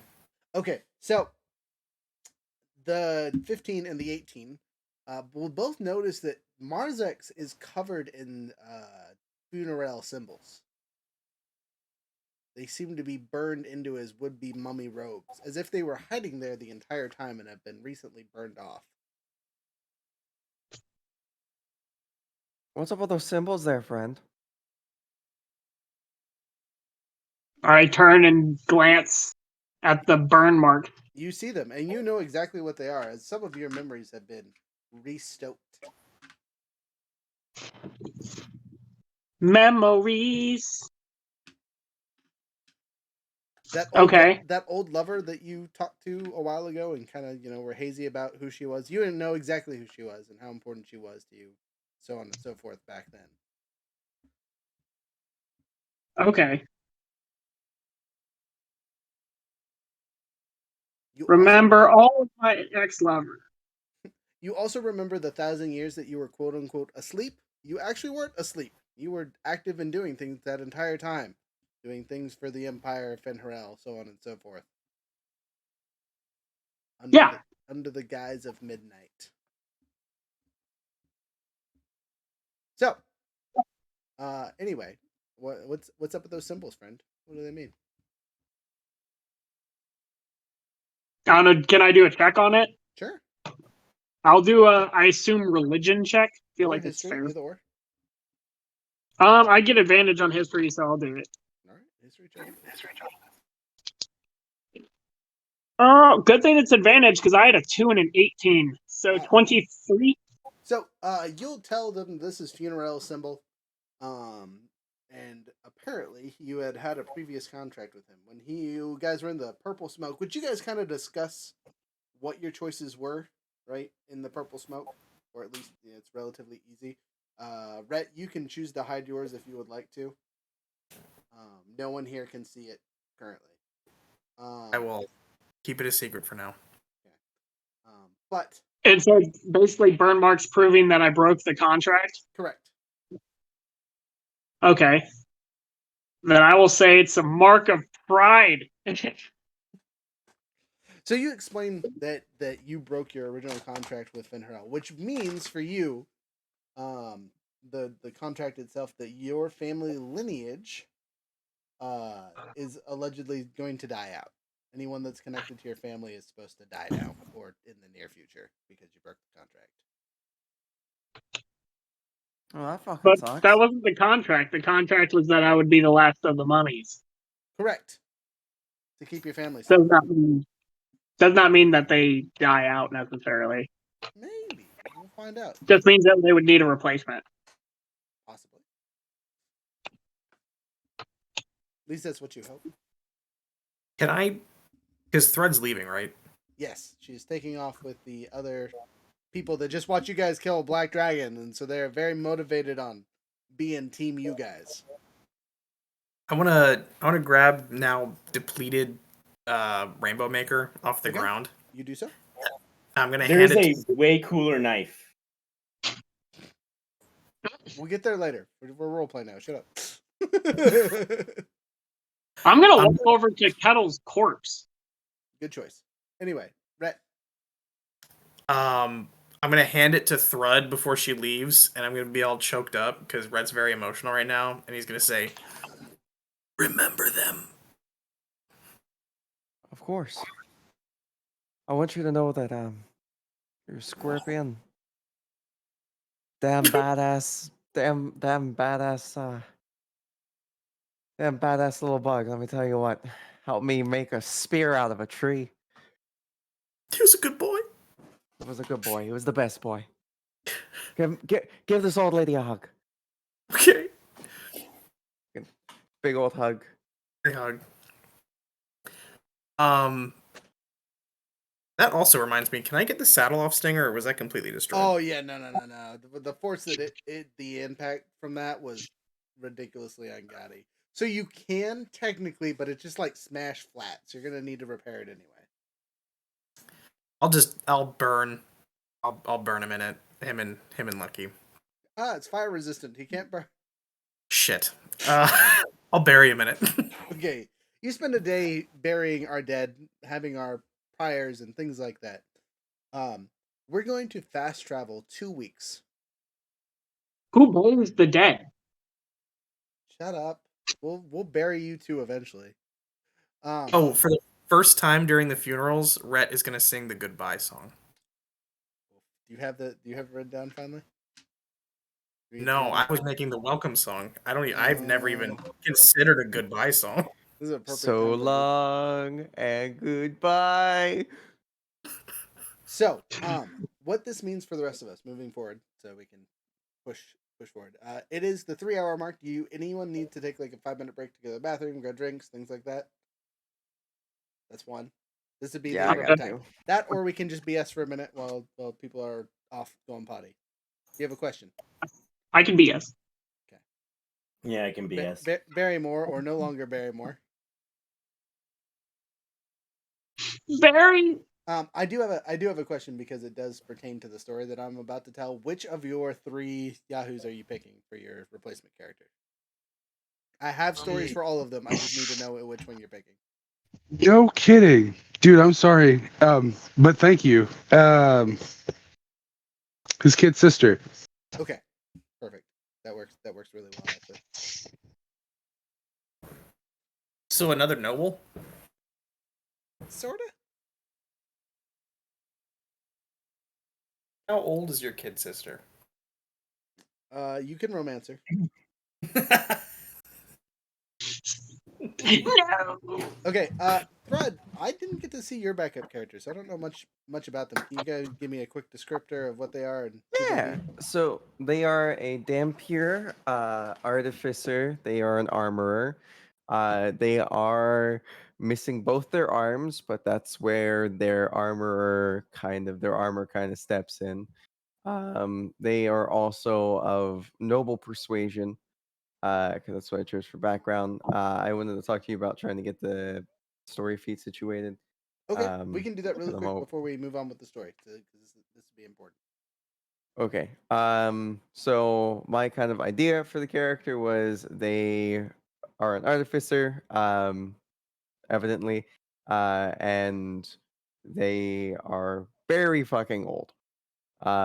Like kind of got locked away in a tomb and kind of forced their way into like trying to rebuild their arms so that they can get the hell out of there. But yeah, she's a bubbly person. You're Very also bubbly best person. friends with a character named Miss Ginny. There you go. You mean Grandma Jenny? Grandma Ginny? Is that what you want to be called? Okay. Yeah. That is the character's official title is So- Grandma Jenny. So that's not necessarily for your story feat, but for a interesting loop you in with the rest of the group, you're best friends with Spain's new character. You guys are technically Gotcha. traveling together. So awesome. you've been around for a while, right? What if your background feat was Royal Engineer? I like that idea. Okay, so for the feat itself, you will have advantage on any time you try to build any kind of building, siege weapon, or any wartime construction. It'll also give you access to Imperial archives. Awesome. Considering the war, that might be very helpful. And I'm an artificer, so it's even easier for me to make magic items as well. So You about the build. I am, dude. I'm just playing Minecraft. What do you mean? Okay, so So we got 2 old people joining. I'm gonna cutscene to the old people currently. So, Grandma Jenny, and what's the vampire's name? Dampier, sorry. Dampier. 1 second. I have to pull up her character sheet. I put it on a different application. Okay. And Lady Barrymore, or Lady Gold Thistle, what's your first name? I went with where did I put that? I think it was Allie, right? Yeah. Alicia. Lady Alicia Gold. So Allie for short, yeah.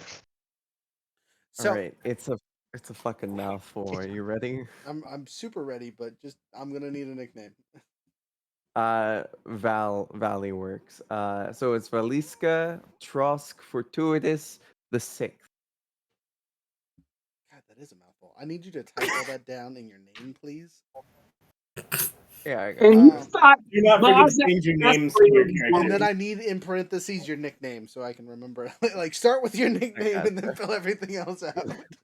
No worries, I Malice got you. Trask Fortuitous. What was the last part?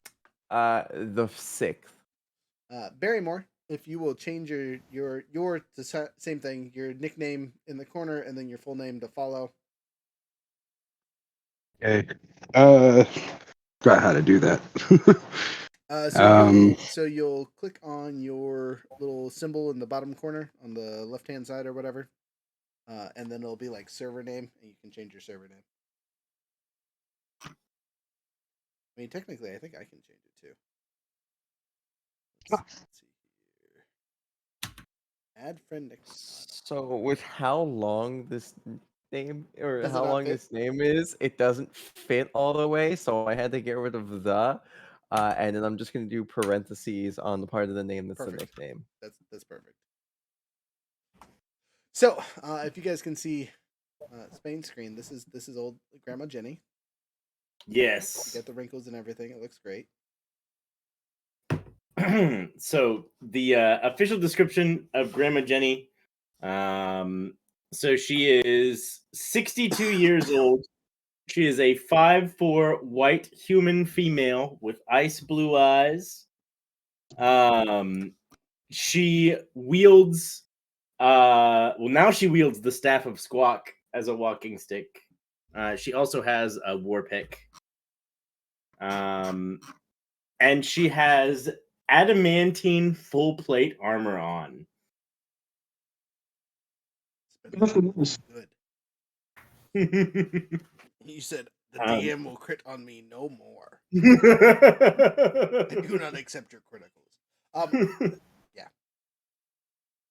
Yeah, and her other magic item is the headband that she wears that grants her some abilities with her commander's strike because she is a battle master fighter. She's no longer that great in combat, low strength, but very high intelligence, max intelligence.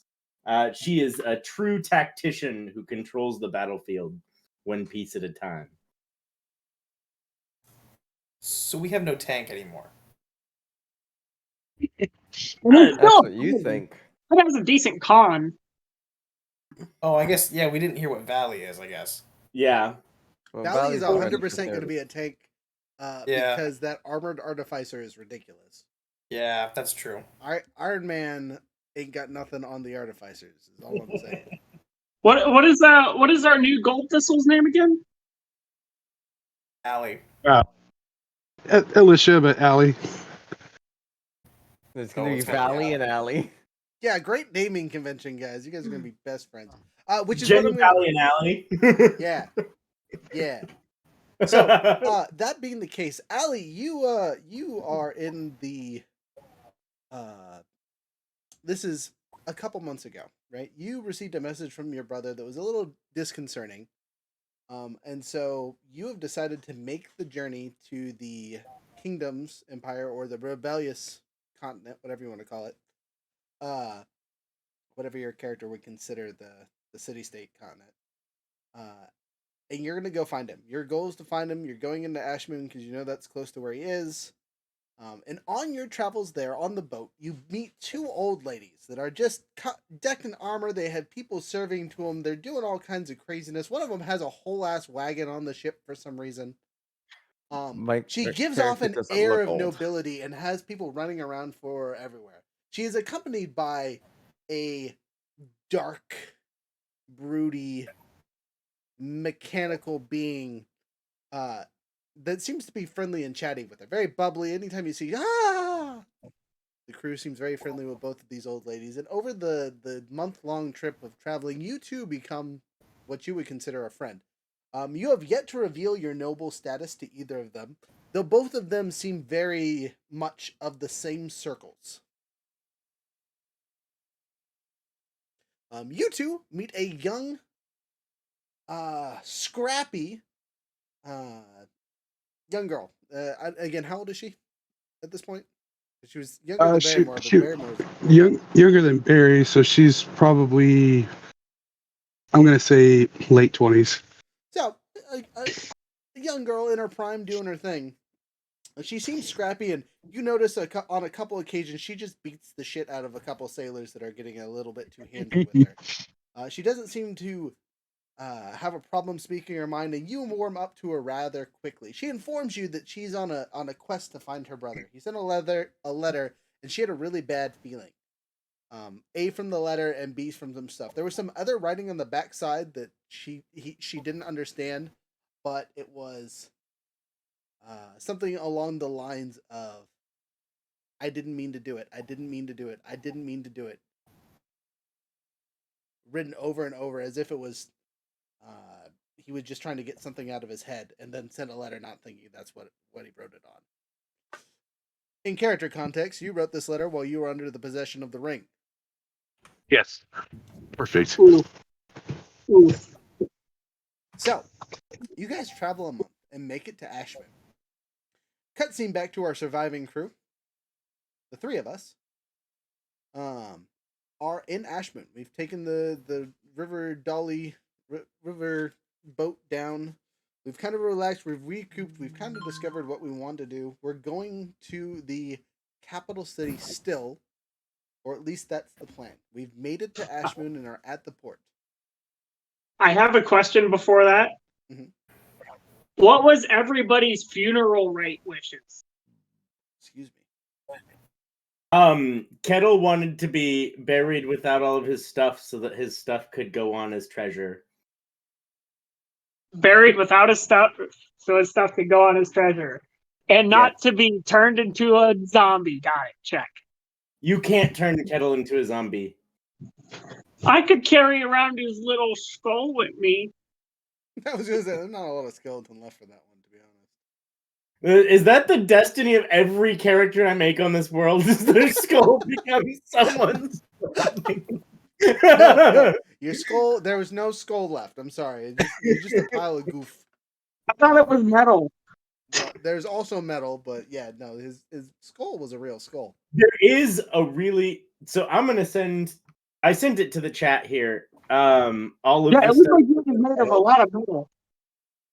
But like, there was one specific item that Kettle kept secret from all of you that he had. That is a legendary item. Rude. He had a control knife that originally was made to control his every move, but when he stole it is when he gained his sentience. Unless I am mistaken, it still has magic in it. It just doesn't have control magic anymore. Yeah. So the control knife that you got forever ago controls Ward Forges. You can basically take over the mind of a single Warforge with it. You can use this on Warforged Queen. Yeah. There's also like 50 pounds of shiny rocks, a water stone, a heating stone. There's a lot of stuff that was on Kettle. Kettle was our carrying horse, but we have lost that. It's kind of upsetting. Was there a body for Barrymore? No. No, he just turned into radiant energy and evaporated the enemy. He got a better burial than all of us, going straight to heaven, no pass and go, no collecting $200, just becoming a seagull. My man hit That- the dragon that- as that's a pretty good. seagull and fucked it up. I was just curious.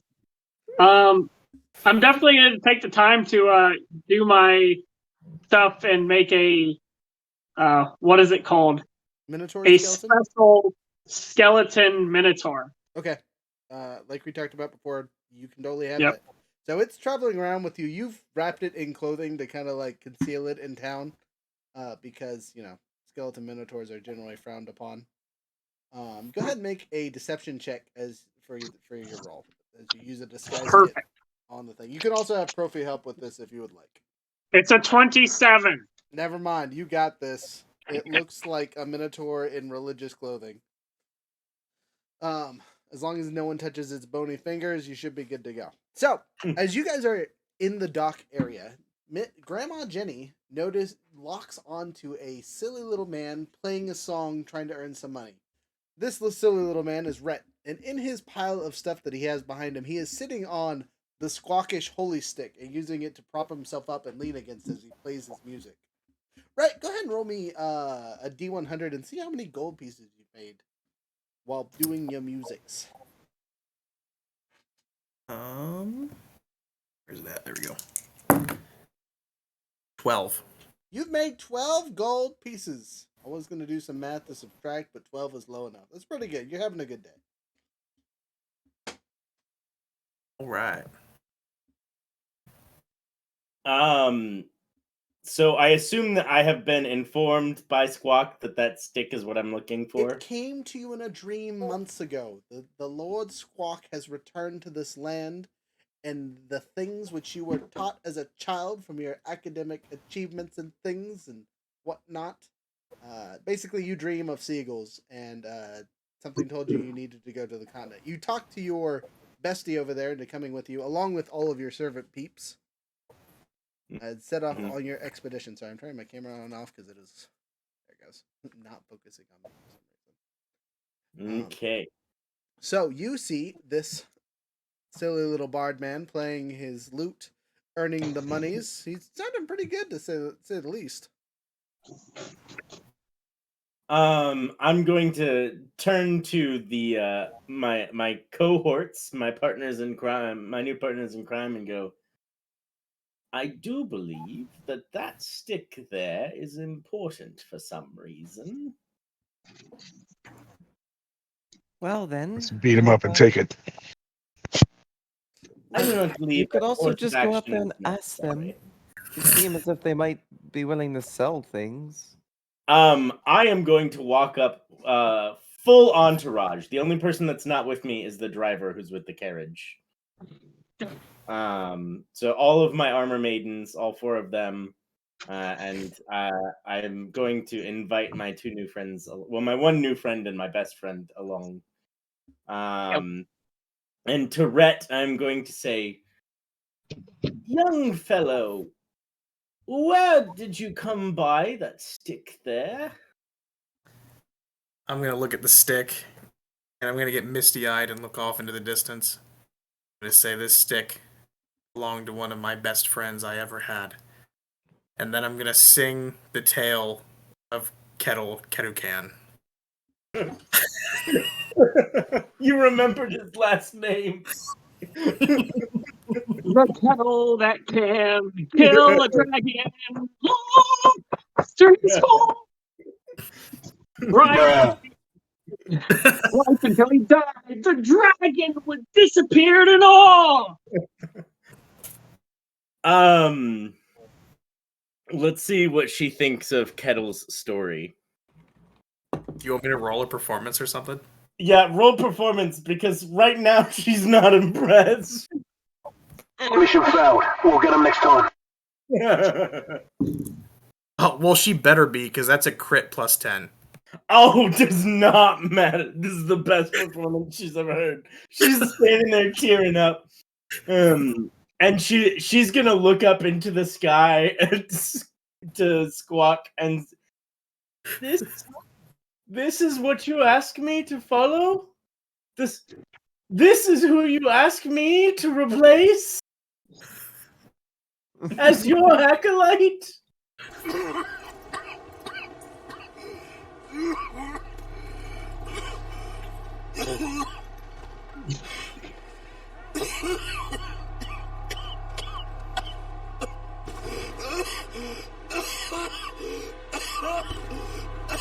You good there?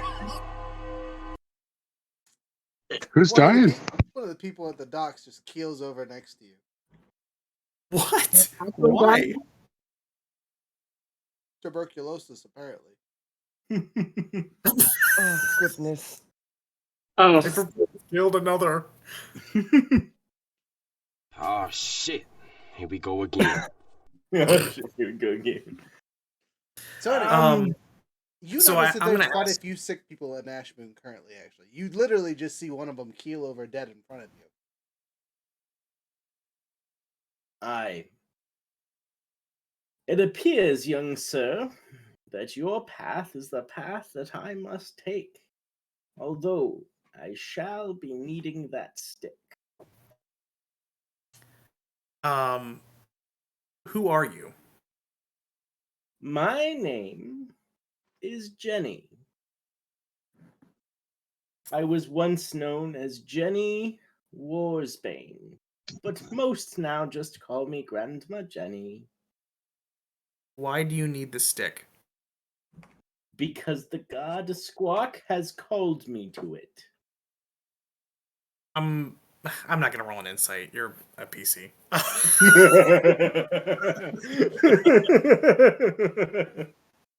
Something tells me deep inside that, you know, the look in her eyes after hearing Kettle's story, she's telling the truth. So So that actually fits really well because that's her story feat. Is pretty much everyone just like believes her about everything until they find out.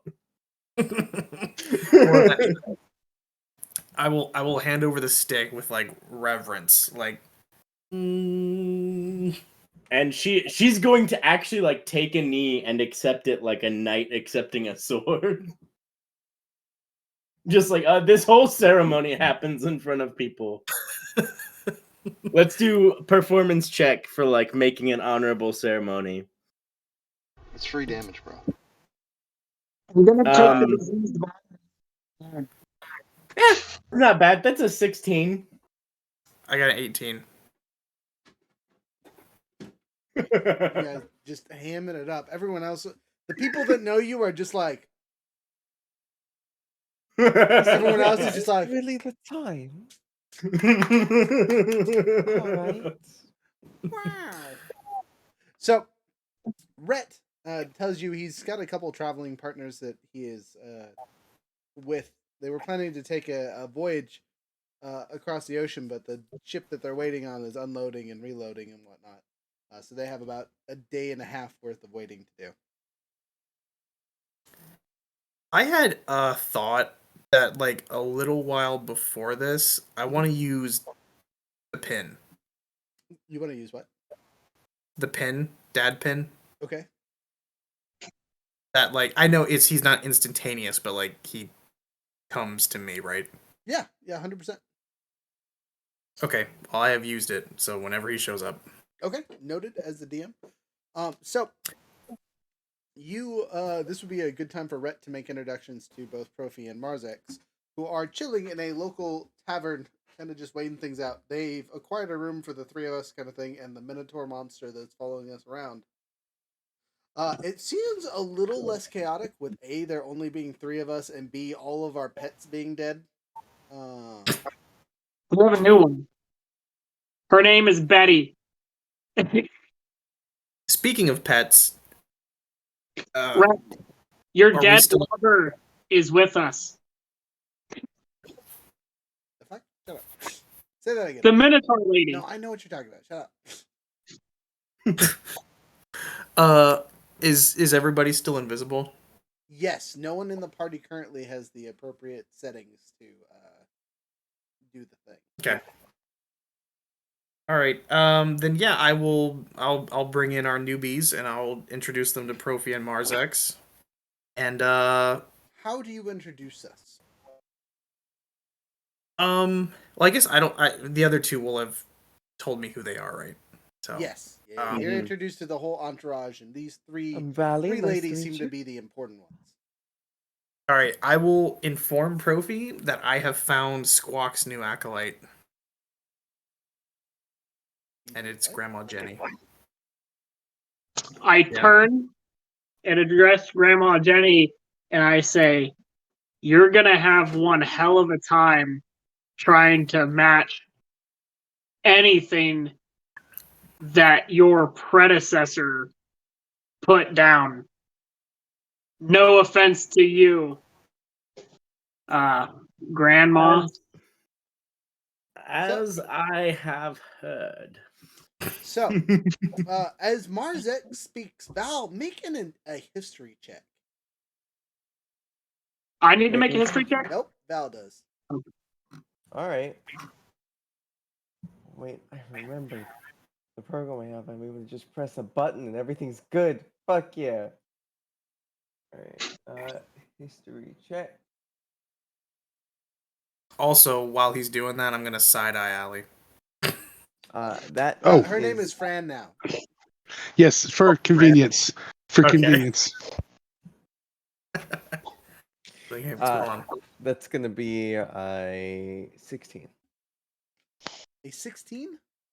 Mm-hmm. So, as you hear Marzek's voice, it pings a very old memory for you.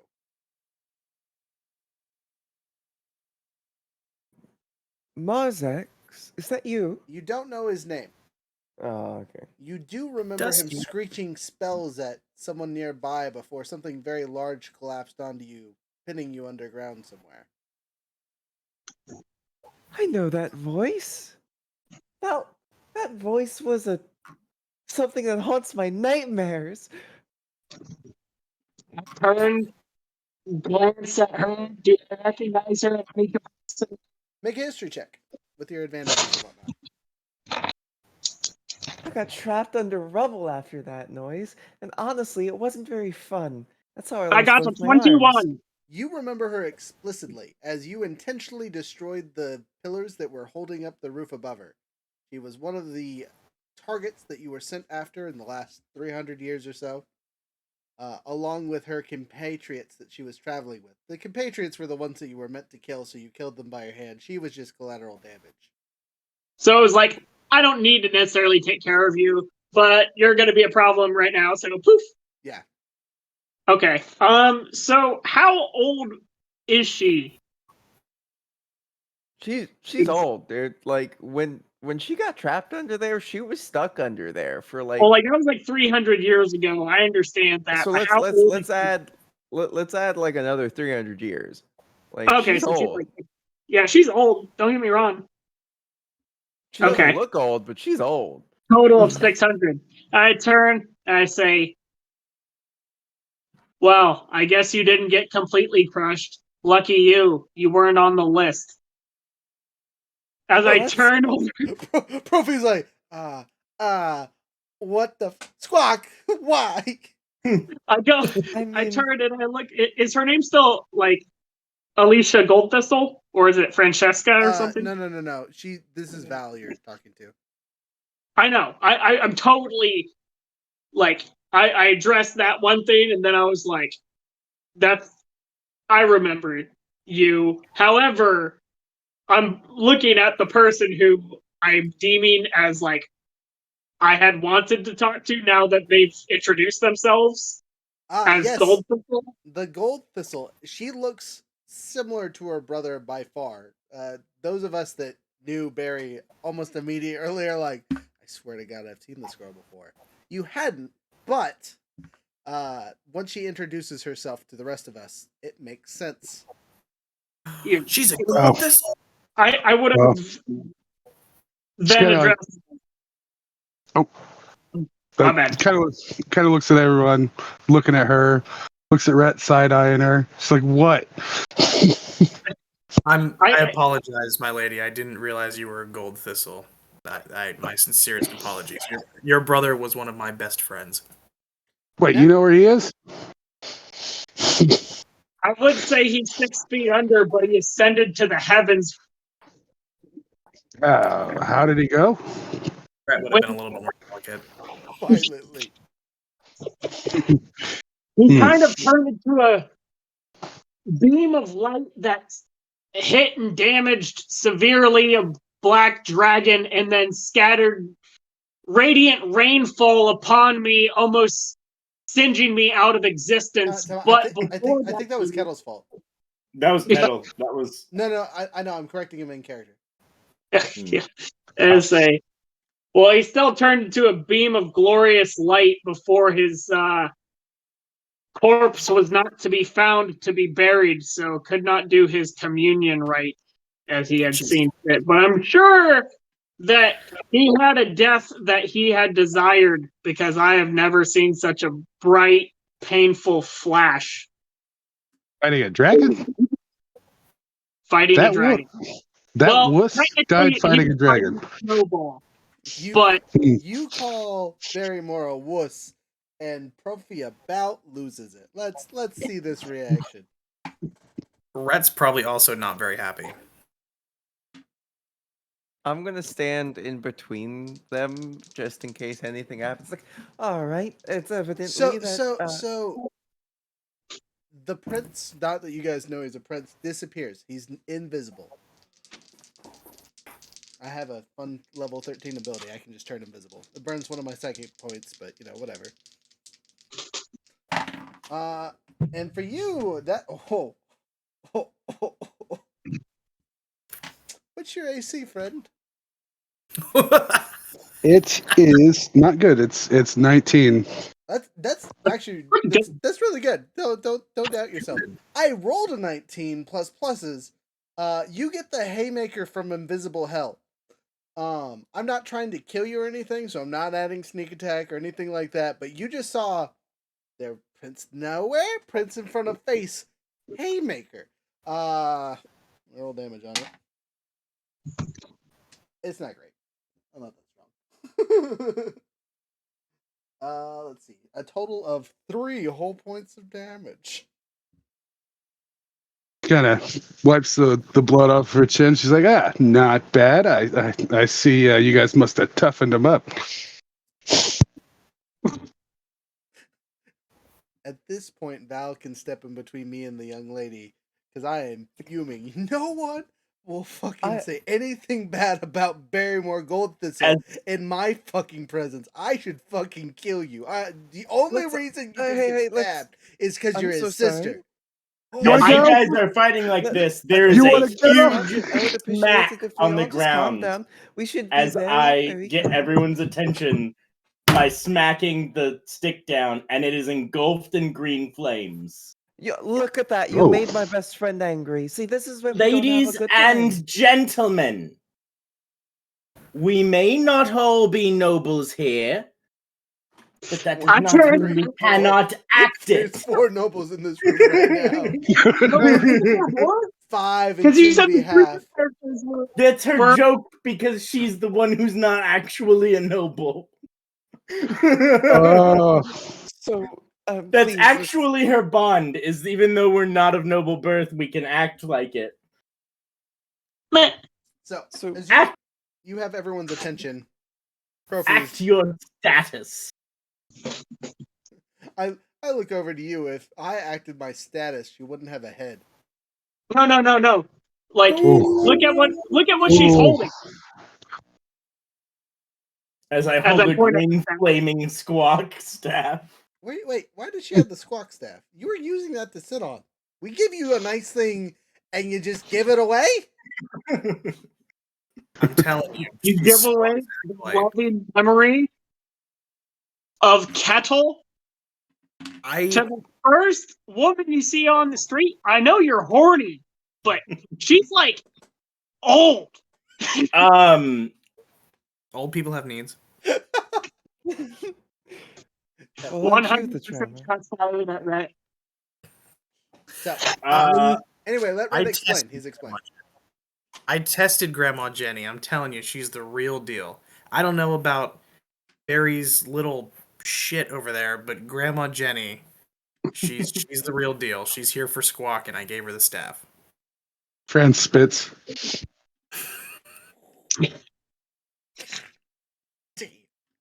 The firecracker about to get broken. Friend, let's take a deep breath and take this one step at a time. Let's reset. Nice to meet everyone here. Just back from the top, right? So I'm gonna. Can I cast message to Profi? Yes, of course. Okay, I'm gonna just do a little like, hey, are we keeping the whole "you're the Emperor's son" thing a secret? I look at you, and in my real voice, I go, do you legitimately trust him? You're a pretty good judge of character. I'm willing to risk my identity on your opinion, friend. That's how much I trust you. I think if she's really a servant of Squawk and they came here to do good, that we could use their help, and we should probably tell the truth. Okay. So I fill you in on who I am and give you a relatively quick description.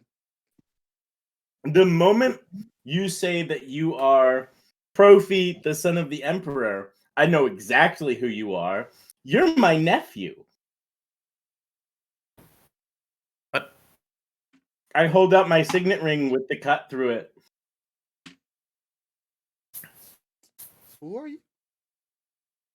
I name. swear I've met all of my relatives at least once. My name is Jenny. Your father's father was my father. Your father's mother was not mine. So you're an imperial bastard child, is what I'm hearing. Yes. Okay, that would explain some of it. I mean, what happened to your signet ring? Why is your house not of something I've heard of before? Your father was not a fan of me. Oh, big surprise there. He wasn't a fan of much of just about anyone, except for maybe Mom.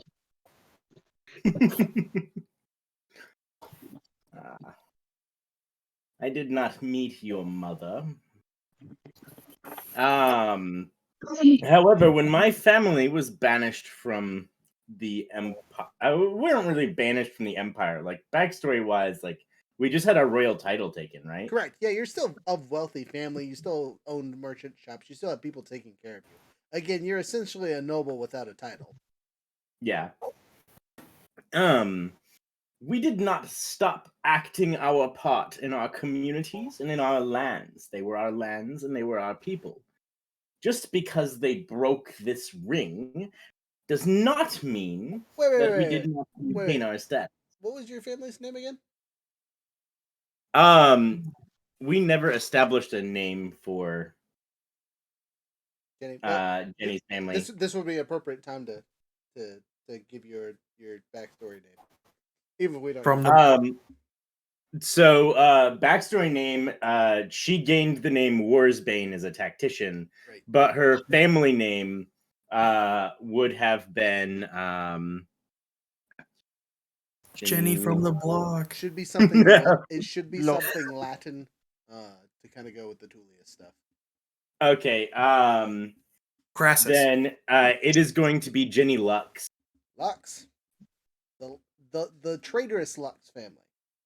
Yes. The rebellious Lux family. Rebellion is a strong term. It was more of a incursion into your father's house. When did that happen again? Oh, was that during the time I was gone for 300 years? No, you were alive and her best friend at the time. Oh god.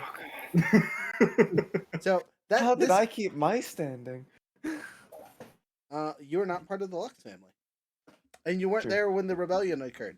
So, backstory funness, just to fill you guys in on the Lux rebellion, happened 15, 16, 17. It was before Profi was born, so not quite 30 years ago. And basically, when your title was stripped from your family, all the males and fighters that were surmounted in your considerable standings took arms up and then were crushed. It was one of the good examples. Ironically, a secondary Lux rebellion is the rebellion that my brother had to crush and deal with that resulted in his death. Oof. So your lands have been under turmoil for quite some time. So you guys know the world of Jake. where do you want to say your family lands technically hailed from? My suggestion would be Anor. That's relatively close. Or Fife. Fife would be interesting. Or Lung. One moment for me to pull up my map here. Mom. Anyway, go ahead and pick a town, and that's basically where your standings were at. Okay. Maps. Jake 2.0. And I just realized all my little things in here have been on display. Where did you say? So somewhere from the Imperial continent. My suggestions are like Fife or Elnor or Lung or somewhere in that little cluster of places. So I'm going to say that they were actually from the mountains to the north, Azova. If that's okay. Yeah, no, Azova's fine. I think that's a city that none of our groups have actually ever traveled to. I don't think so either. Yeah, no, Azova works. That's close enough to the capital city to where family of the Empire would hold domain. He's from the city in the sky. The city in the sky. I don't want to introduce that till it's on the wheel. It'll be on the wheel in like 2 days. It's fine. It's on the wheel already. Actually, well, I meant like it'll be like good. We gotta roll it. We gotta roll it. It's gonna be a surprise till we roll it. Anyway, sorry. Jokes aside. Gotcha.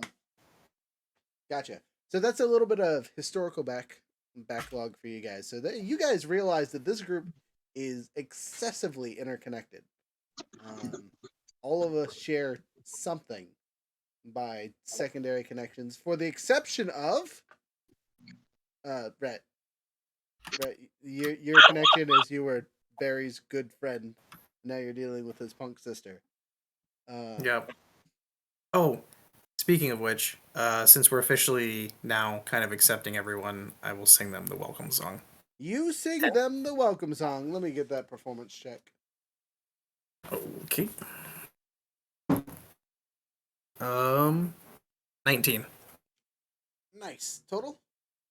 Yep.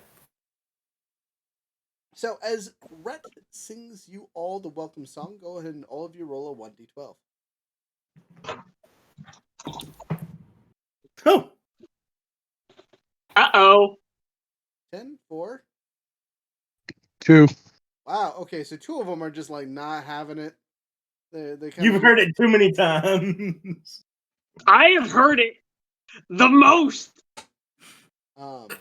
But the 10, you gain an inspiration point from the bard singing. Apparently, you're just like about the bard. You and the bard just click really well.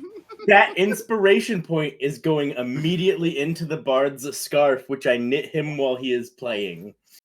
Aww. I have a grandma. Scarf. That's wonderful. I love it. All right. So, gentlemen, this is just a out of character question. I have one more event set up for the city because someone activated their pin. We have about 10 minutes left. After I finish that session, do you guys want to set up what's the story, or do you guys kind of want to get the options throughout the week and define from there? Well, I say let's get the options throughout the week. I've got work in the morning. Okay, so quick interaction between Rhett and his father. The following day, after you guys have made friends, got your places set up. Yes. I did a since I roll for making the scarves, that roll was a 28. Wow, that's a very good scarf. like you did it real ridiculously fast, and it looks real good for no good reason. You can add that nice scarf to your character sheet. Seriously, add it to your thing. I don't think there's any magical properties, but it would be relatively easy to enchant. I will accept it and then get all teary-eyed and thank you and be like, I've never had a grandma. Your grandma's rolling over in her grave. I knew. Speaking of your family, your father comes to you the next day and is kind of rushed, like he ran here from somewhere. Flings open the door. Rhett, are you okay? Hey, Dad. Yeah, I'm good. Hey, Dad.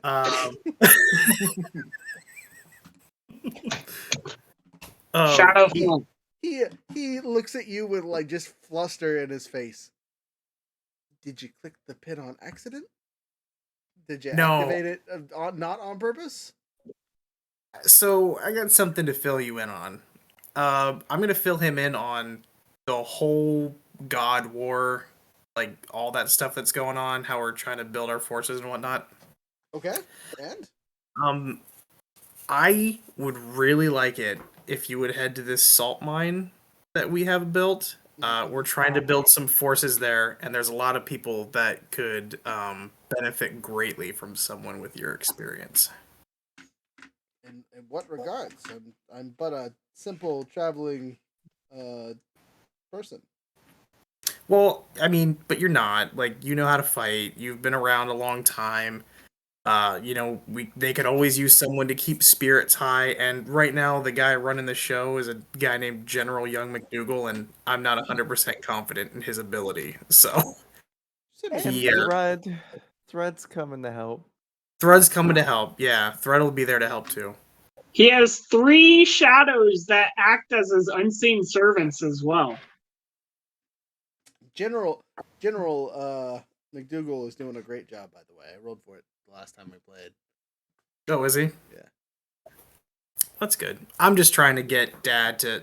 I feel like any help we can get over there is he good. He kind of like licks his lips and looks at you.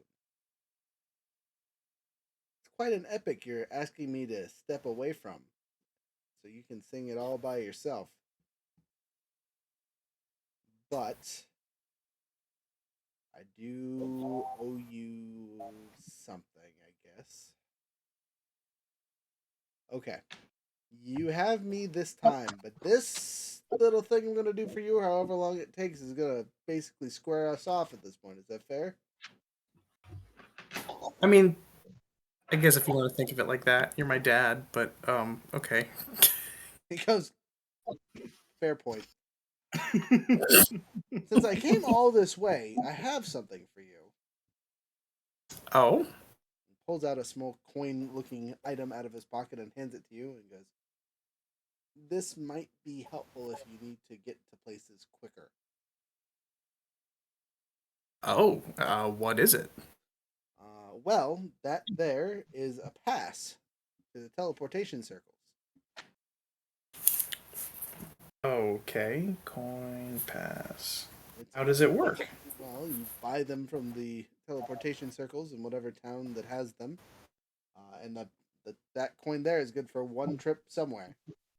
They're not necessarily cheap, but they work. And nice. Your large group here, it might be cheaper than traveling on a boat, or at least it's much faster.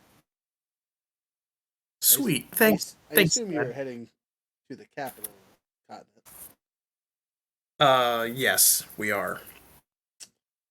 All right, well, that's the most I can help you with. I will take my 3 months to get to the salt mine because I can no longer teleport. You're welcome. Was he the one that gave me Mom's letters? Yes. Okay.